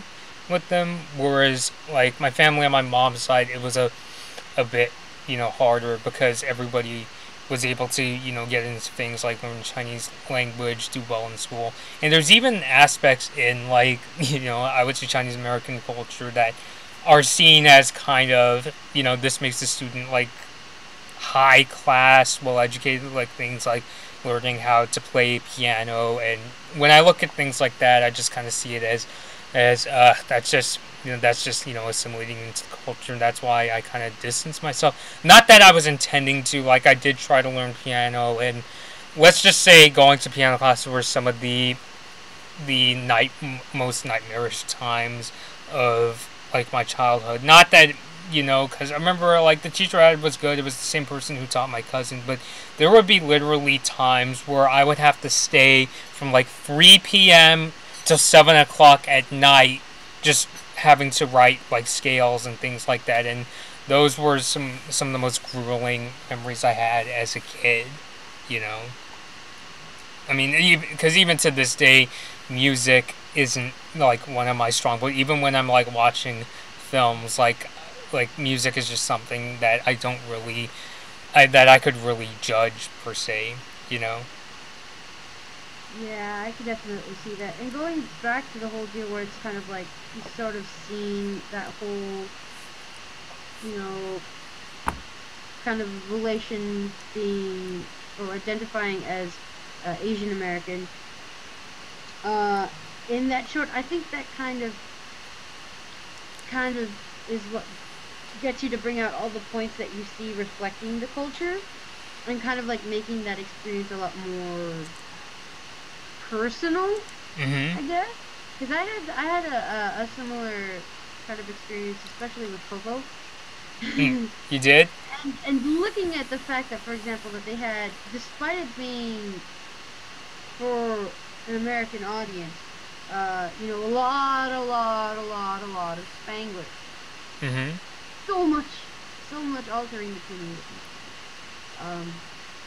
that I kind of got that whole sense too, where it was like, I could see a lot of my own experiences here, and the different people that I managed to connect with. And I feel like another thing that comes from these sort of experiences is a little more insight, and not only insight, but interest. I know I was a little more interested, not drastically so, I would say, but it's kind of like in understanding what goes down in certain aspects of one's culture that they might not have really looked at, and something like that takes time to be like, oh hey, did you know this? Like, for example, I didn't know there was some sort of significance specifically in the kind of flower that they use in Day of the Dead altars. And with Coco, I kind of got to have that whole epiphany of like, oh snap, that's specifically why they use the flower, because the marigold is considered to be a flower that makes a path from one, from wherever the dead come from to here where we are. And that was a specific reason why that flower was used at altars. I see. And see, I had my parents there to talk to me about stuff like that and whatnot, but sometimes they just overlook it because they're like, oh well, yeah, everyone knows that, or heck, they may not even know. That's what I was getting to when I was saying I know there's things in, like, Asian American culture that wasn't apparent to a lot of people. Yeah, and I think like that adds a lot to experiences like this, where it's just kind of like, oh hey, I didn't know that, but it all makes sense now because I've known of it, just not completely. Yeah. I will say, like, I knew what Day of the Dead was going into Coco, because, like, I wanted to get into this thing where I even, watching programs as a kid, like, I picked up on, like, I would say I'm not, like, fluent in any other language than English, but I think I was able to learn a couple, like, French and Spanish words a lot easier, because, as Latin-rooted languages, you could pick on them, on, like, words and the spellings a lot easier. Not that I could speak it fluently, but it's just so weird because in Day of the Dead, I knew that families would they would make altars that would have like pictures, but I didn't know about things like the use of the marigold. I even remember being in a marketing class when Coco came out, and we had to do this project as if we were going to market the home video release. And I remember there was this group, and one of the leaders of that group, I guess you would call him, he's a Hispanic kid. He just basically said, "Oh, we noticed how in Coco they used this flower to help guide, the people that passed on to the land of the dead." But I didn't really know there was significance behind that. So. Yeah, that was the same thing that happened with me. Or even my own parents didn't know this, and I learned this from a lady who comes over to help us. She also comes from Mexico. Mm-hmm. But there's also a reason why they have steps. Mm-hmm. Like, I think with each step it's like a different level of something. Mm-hmm. I'm not completely sure what. My memory failed me at the moment. But essentially, like with from that side to our side, with each step they're coming closer and closer and closer. Mm-hmm. And the idea is that going farther up the steps, it's like farther into the family tree or something like that. I see. And then making like a whole trail of marigold petals. Mm-hmm. But yeah, like not even my mom or I don't even think my dad knew about that. And that specific movie kind of ended up bringing up the whole thing to this lady, and she's all like, "Oh yeah, you didn't know that, and there's a specific way you put it up and everything." And I'm like, "Holy Mac, what?" Mm-hmm. And that's part of what I love in these kind of situations. Who knows? Maybe somewhere this short may bring some person who identifies as Asian American to kind of like come into a conversation with people in their life who come from the Asian side of the culture, and just kind of like get them more involved in it, and maybe even help them learn something that they did not know at all. Mm-hmm. So again, I don't know. I just really like that. Yeah. Again, I was just kind of hoping it would bring insight on the whole like disconnect in Asian American families. Not all of them, but especially those like in my case where I became a lot more Americanized compared to my parents, and when the parents don't really understand that, or they see it as again betraying the culture. And as you were saying that you've had times where like your parents would say, "Are you not Mexican?" I've even had times where like my mom was, "What, are you not Chinese?" and things like that, because like I said, in how I was struggling to learn the language and how I was learning about other cultures, and I'm not just talking about in how I've done like research for the Olympics, which is always weird because like my mom was the one who like got me into, and she was even saying, "Oh, for the Olympics you could learn about like educational because they take place in a different city every games, like 2004 was in Greece, 2006 was in Italy, and so forth."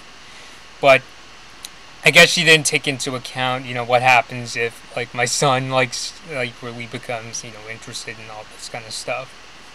But again, for me, it's more just I like learning about things that I may not be associated with, or like I said when I was giving the Danny Boyle example of even just learning about something different in itself is fascinating to me. So I think that's what I was getting at.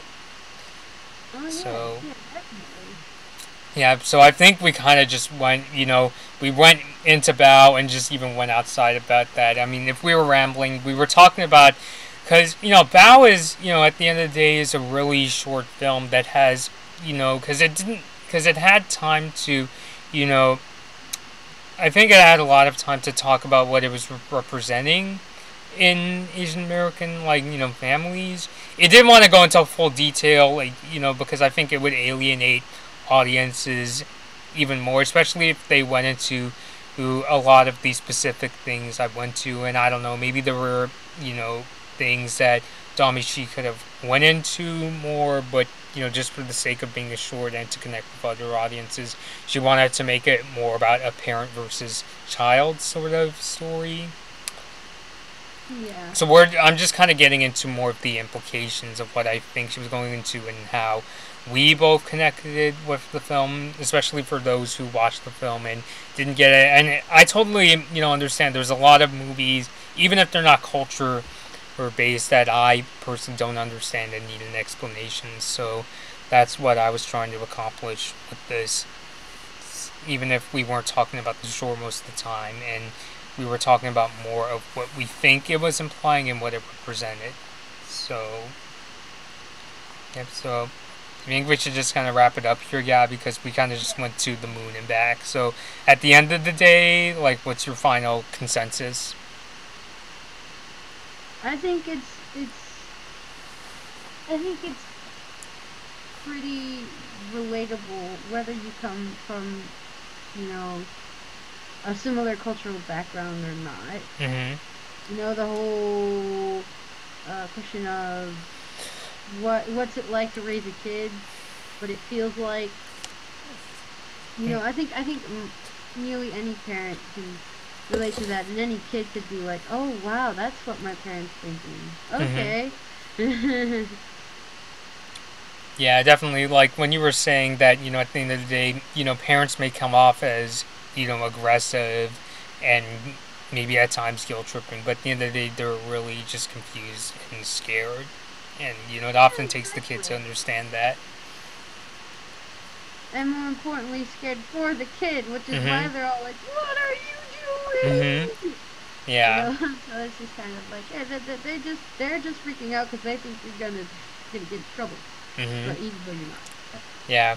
And yeah, I think it'll be really interesting to see what my mom would think of a short, especially since, I as a person who's, just graduated college and is now going into, the job market and learning about, and, growing up and even though my mom doesn't seem as independent, I think in a sense that she sees that I'm kind of distancing myself, but you know what I'm saying? But, at the same time, at least, I guess, getting a sense of empathy. I'm sorry if I'm tripping over my words. I know I get, a commenter who's saying that I say and have a lot of awkward pauses, but there's things in this short that are beyond words for me, and I also hope that... I definitely agree. And the whole point you bring out, that where, the parent won't necessarily see their kid as, completely independent. Mm-hmm. And I think that is what brings in the whole view of this is still a kid. Mm-hmm. This is still a kid. They're not ready yet. Mm-hmm. So, they get a little more scared for their kid that way. Mm-hmm. They're just like, wait, but they need to do this first. They don't even know how to do this. Some people might be like, oh, my kid can't even wash their own clothes. What do you mean they're gonna go live with somebody else? What the heck? Mm-hmm.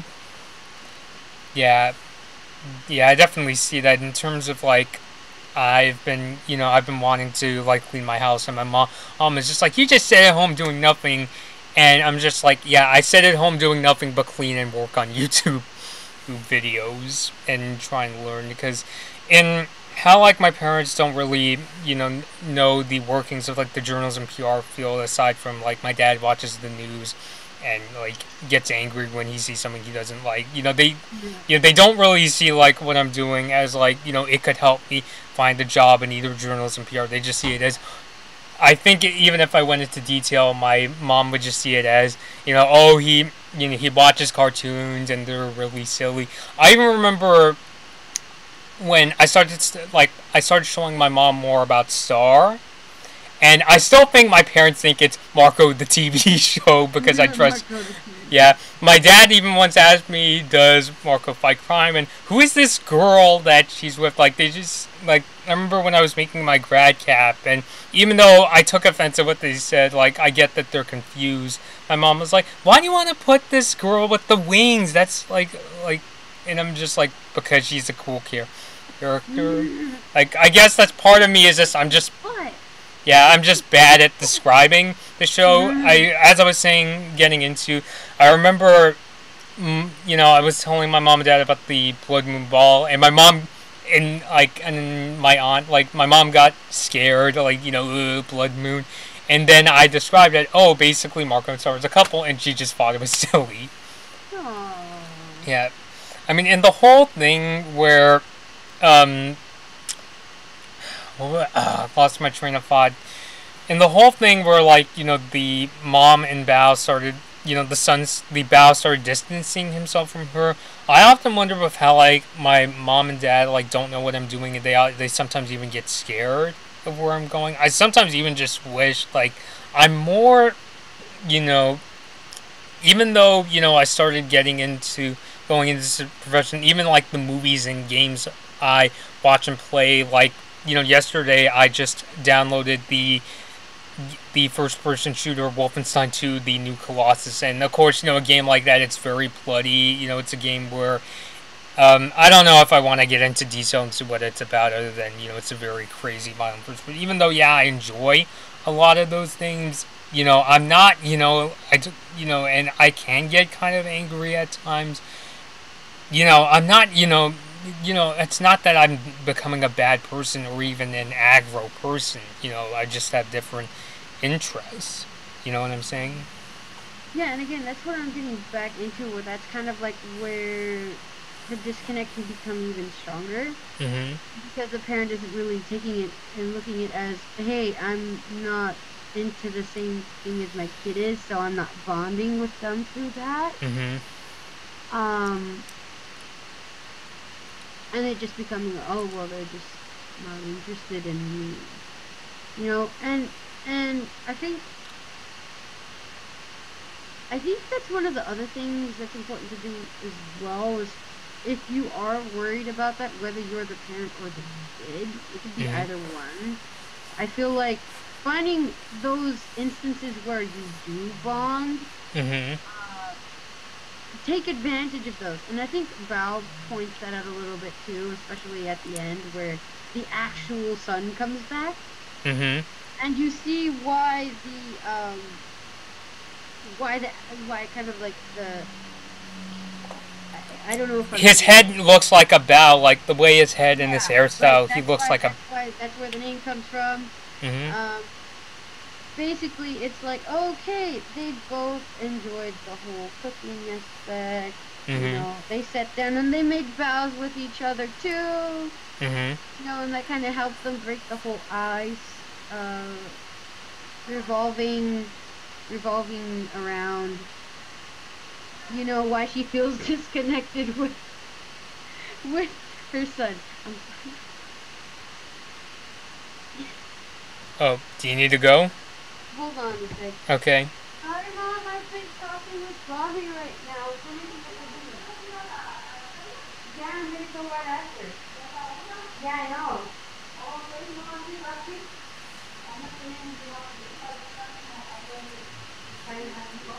No, I'm still going. I'm at school. Sorry about that. Yeah, it's cool. But yeah, what were we getting at? Oh, the whole thing of finding something that you can bond over. Yeah, or even trying to talk about it in a way they would understand it. I know at least on my front, my parents are oh, we watch these cartoons, but it's at the end of the day, I also do videos on the business side of things. One of my most popular videos recently was me talking about Nickelodeon's former president, and how there are rumors that she was super shady behind the scenes, like she would underpay animators, and she was against violent cartoons because she got into the whole post 9/11 hysteria of, oh, if we put on violent cartoons, they're going to turn into terrorists, you know. So that's something I also hope, because like, even though my mom thinks that, well, like, she may watch, like, you know, nature shows on TV, or she often watches 2020, you know, on ABC, and they talk about crimes.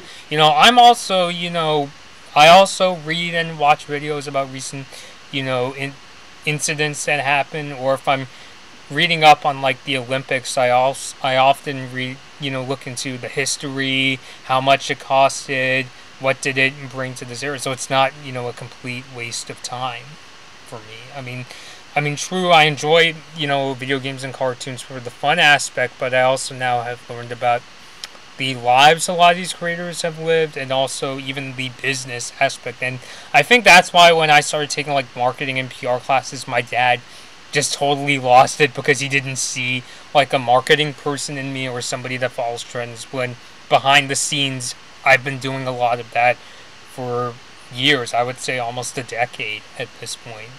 And part of it is because I'm very bad at explaining it, because when I do get the chance, I often get kind of intimidated, and I don't know what it is. I just kind of get struck with fear, and that my parents won't see this in me, and they won't know what I'm talking about, or even just the fact that they don't see me as, like, a serious journalist, or they don't see cartoons as a super businessy kind of thing, especially on my mom's end.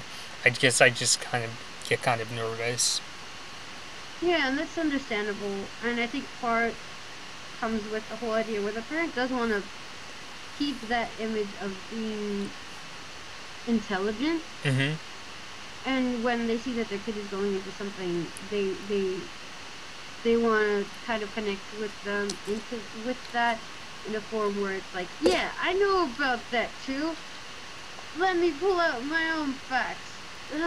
Yeah. Yeah, that happens a lot, especially, like, my dad, like, you know, he analyzes cartoons, but, you know, I will say he's not the most open-minded person, which, if his patients watch this live stream, I'm pretty sure they could feel it's an understatement. But there's definitely a lot of, I would say, cartoons that I think you would think I just watched just for the fun of it, just like when I was 6 or 7 years old. When, as of recent, there's even things in, like, some of the older cartoons I used to watch that I didn't get as a kid. Like, it's funny, after I saw Bao, I even started, like, watching some shows I used to see as a kid. Like, I mentioned earlier that I started learning a little French, and that is true. Have you ever heard of this series called Madeline, Gabby? Oh, Madeline! Yeah, yeah. I remember my everybody in my family, we used to be into that as a kid, and I just recently found out. I've never seen the cartoon that was based off the very first book. Do you know what the very first Madeline book was about? No. It was literally about when she got her appendix removed. I have a vague memory of that. Yeah, I never saw that as a kid. I never knew. I know there used to be a bunch of Madeline books when I was in elementary school, but I didn't check them out because I didn't feel comfortable with admitting I liked the cartoon when I was in elementary school. But yeah, I actually just saw that version. There was even, like, a cartoon made in the 50s based on that, and I've seen both. And I didn't analyze it as, like, I didn't just watch it for fun. I analyzed it as kind of a character study. Because is it cool if I spoil some details? Because the thing about... joining you, because this sounds extremely interesting. Yeah, and the thing about that is, if I watched it as a kid, I probably wouldn't, like, get, what is this all about? I mean, I've had a couple surgeries when I was a kid, but the thing about that is I analyzed it, and why I see it as, like, a great introduction is that it introduced Madeline as this brave character. I mean, yeah, she's crying because she's in pain because her appendix is infected, but after she gets the operation, when she's recovering in the hospital, she seems to be, a perfectly happy, person, she's, eating and drinking food. her father, like, it's implied that her father sends her toys, like, and as a kid, I think I would just see it as, what is this all about? She doesn't seem like she's suffering. And, like, this is coming from a person who, when I had a surgery when I was 9 years old, I felt like I needed to puke when I was recovering. It's just like, and then I realized, oh, wait, they're introducing her as this, brave, character, and she's fine and all this. So that kind of stuff I would never pick up on as a kid, Yeah, and for me, I remember, and I never really thought about this, but I remember how that whole aspect of her is one of the things that really helped me relate to her. Yeah. Because straight up, I'm pretty sure, like, that was me as a kid. I know, I'd probably say I've become a little more on the shy side as time came by. Yeah, same here. You see me, like, around her age, I was so freaking spunky. Yeah, same here. I always stood out being a girl and having that to me, because everyone's like, oh, you gotta be a girl, you gotta be like, oh, you can't be scared of that, no. Or like how, like, I remember Madeline would probably, like, pick stuff up or, like, bring animal friends and stuff home, and all the kids be like, oh my god. Yeah, well, yeah, one of the things they kept bringing up was, like, she wasn't afraid of mice, and when she sees this tiger in the zoo, she just says, poo-poo. Exactly. And so I would see them be like, yeah, I mean, girls are like that. Are they not like that? Like, But it's a really good point, and I think that you got a really good thing going there with the whole kind of like introducing her through that. Because, I mean, how badass does that sound?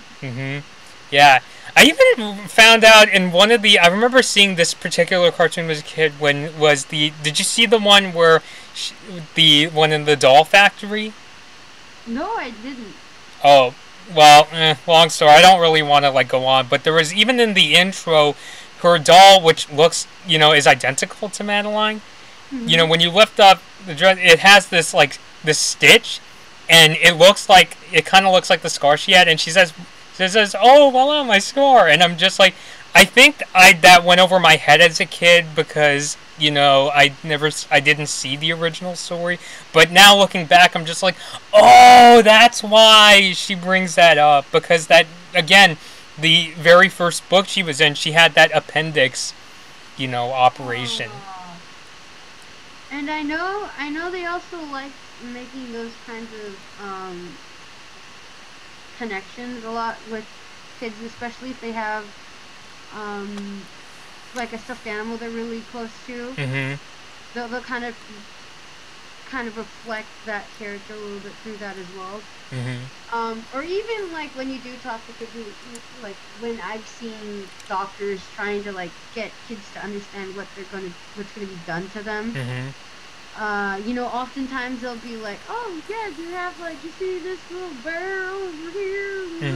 Bring your little buddy and we'll show you what we're going to do with him. And, like, they'll put, like, the stethoscope on them. Or, like, stuff like that. And they'll be like, okay, see, your teddy or your whatever has one too now, so, you're the same. And then you add on to the fact there that it's like, I actually did have an eye surgery when I was 5. So I kind of have a little bit of that too. They kind of like tell you, oh, okay, bring your own little friend too. I remember I got to bring one of my first stuffed bears. I called him Tommy. Tommy, like Rugrats Tommy. Like, that's legit what I was thinking about when I named him. I thought, nah, Teddy's too boring. Everybody calls their bear Teddy. I'm gonna call mine Tommy. I see. But, just stuff like that. It's like, oh. So I like that connection. I never thought about that. Yeah.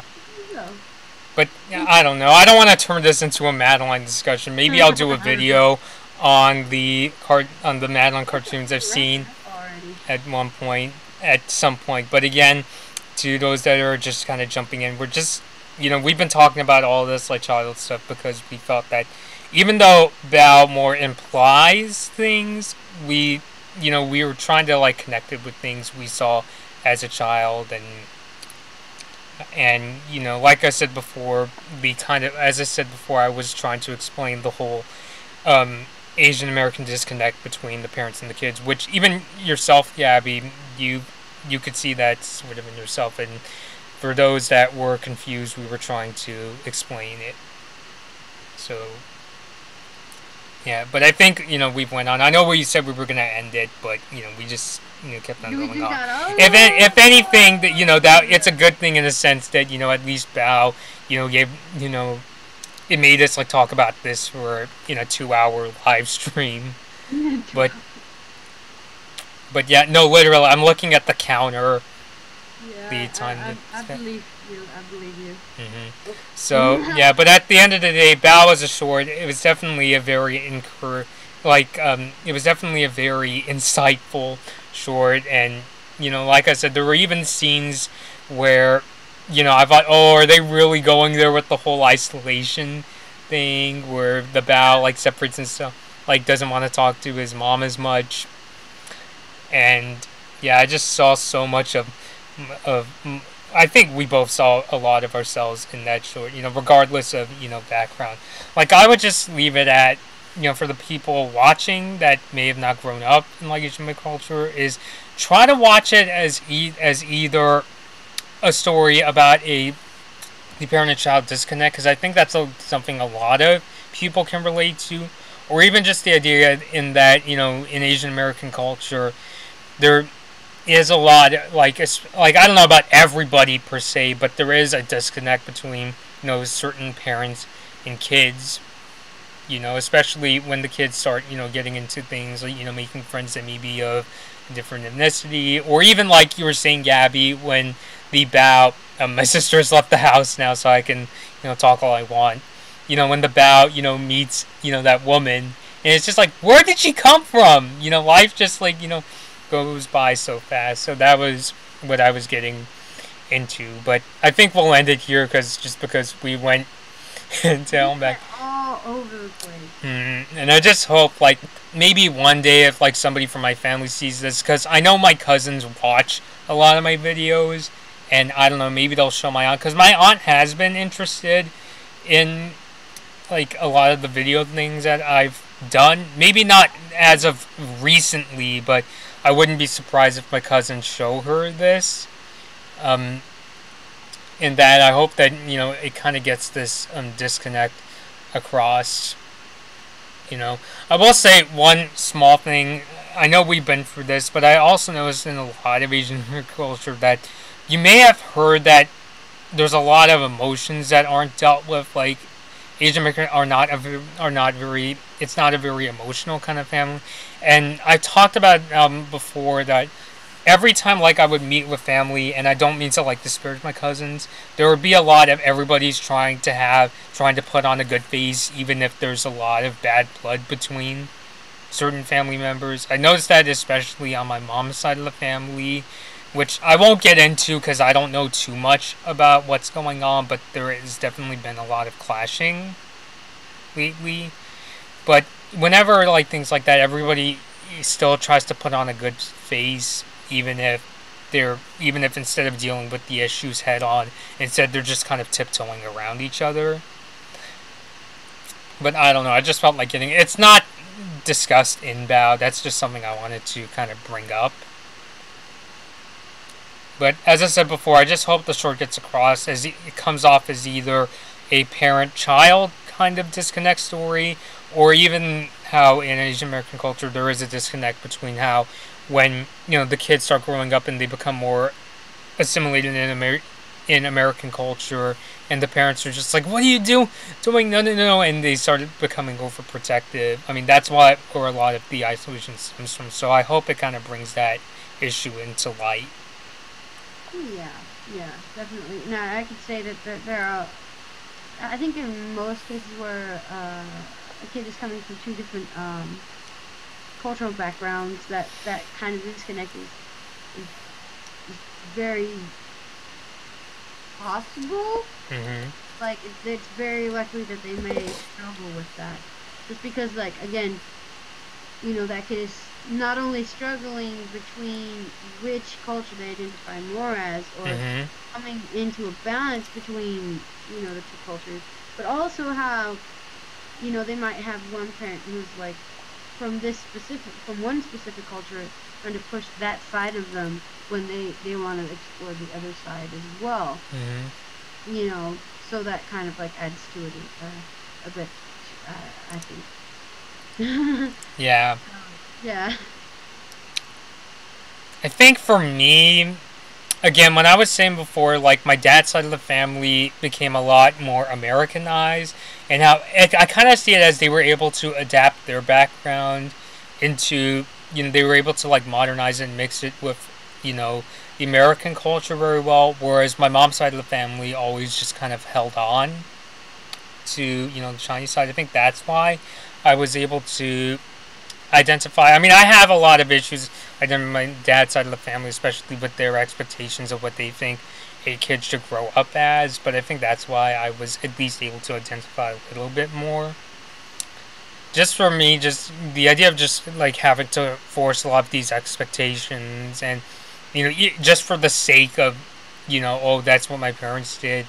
It just kind of came off as, oh, I'm just being, sheep. I'm just doing it just for the sake of assimilation.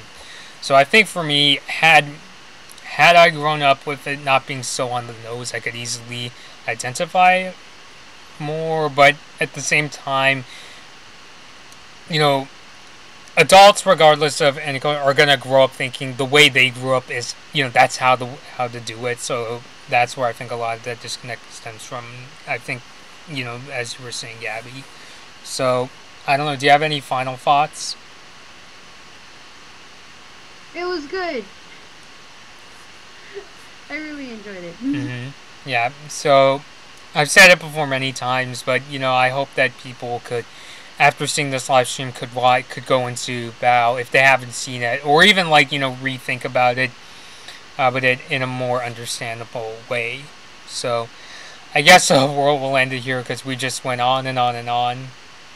And in case people were wondering how did we go from Bao all the way to Madeline, we were saying that how my parents still see, I think both of our parents just see us, oh, we're still watching cartoons just because it's fun. But in the case of Madeline, I was able to understand some things a lot, better than I was as a kid.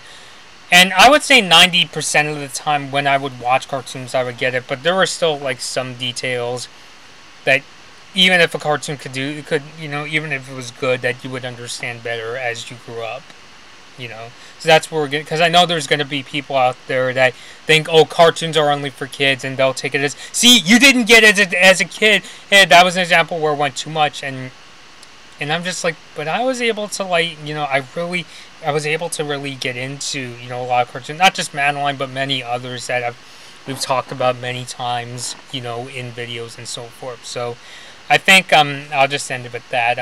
Gabby, you said Bao was a really good cartoon, and it is playing with Incredibles 2. We actually did do a live stream a couple days ago that for people watching, you guys could check out on the channel. So I guess we'll end it here. So thanks, Gabby, for coming on for this really long discussion. Mm-hmm. And so yeah, so thanks for watching, everybody, and we'll see you all later. Bye. So yeah, thank you all for tuning in. The guys watching, please be sure to subscribe to the Blood Moon Bobby channel. Let's see if I can get that out of here. And please be sure to ring the bell near where it says subscribe, because when you ring the bell, you'll be notified for each and every one of the videos I have. This weekend, videos I'm planning to make, I'm definitely, as I said at the very beginning of the live stream, I'm planning to make videos on the Calgary 2026 Olympic bid. I've also got plans to do one on the closure of the Disney Toon Studios in Glendale. And as of right now, that's what I really have definite plans for. So I'm going to take a break in a second, and then I'll go work on some videos. So thank you guys for watching. Be sure to subscribe and hit the bell to be notified when those videos come out, and I will see you all later.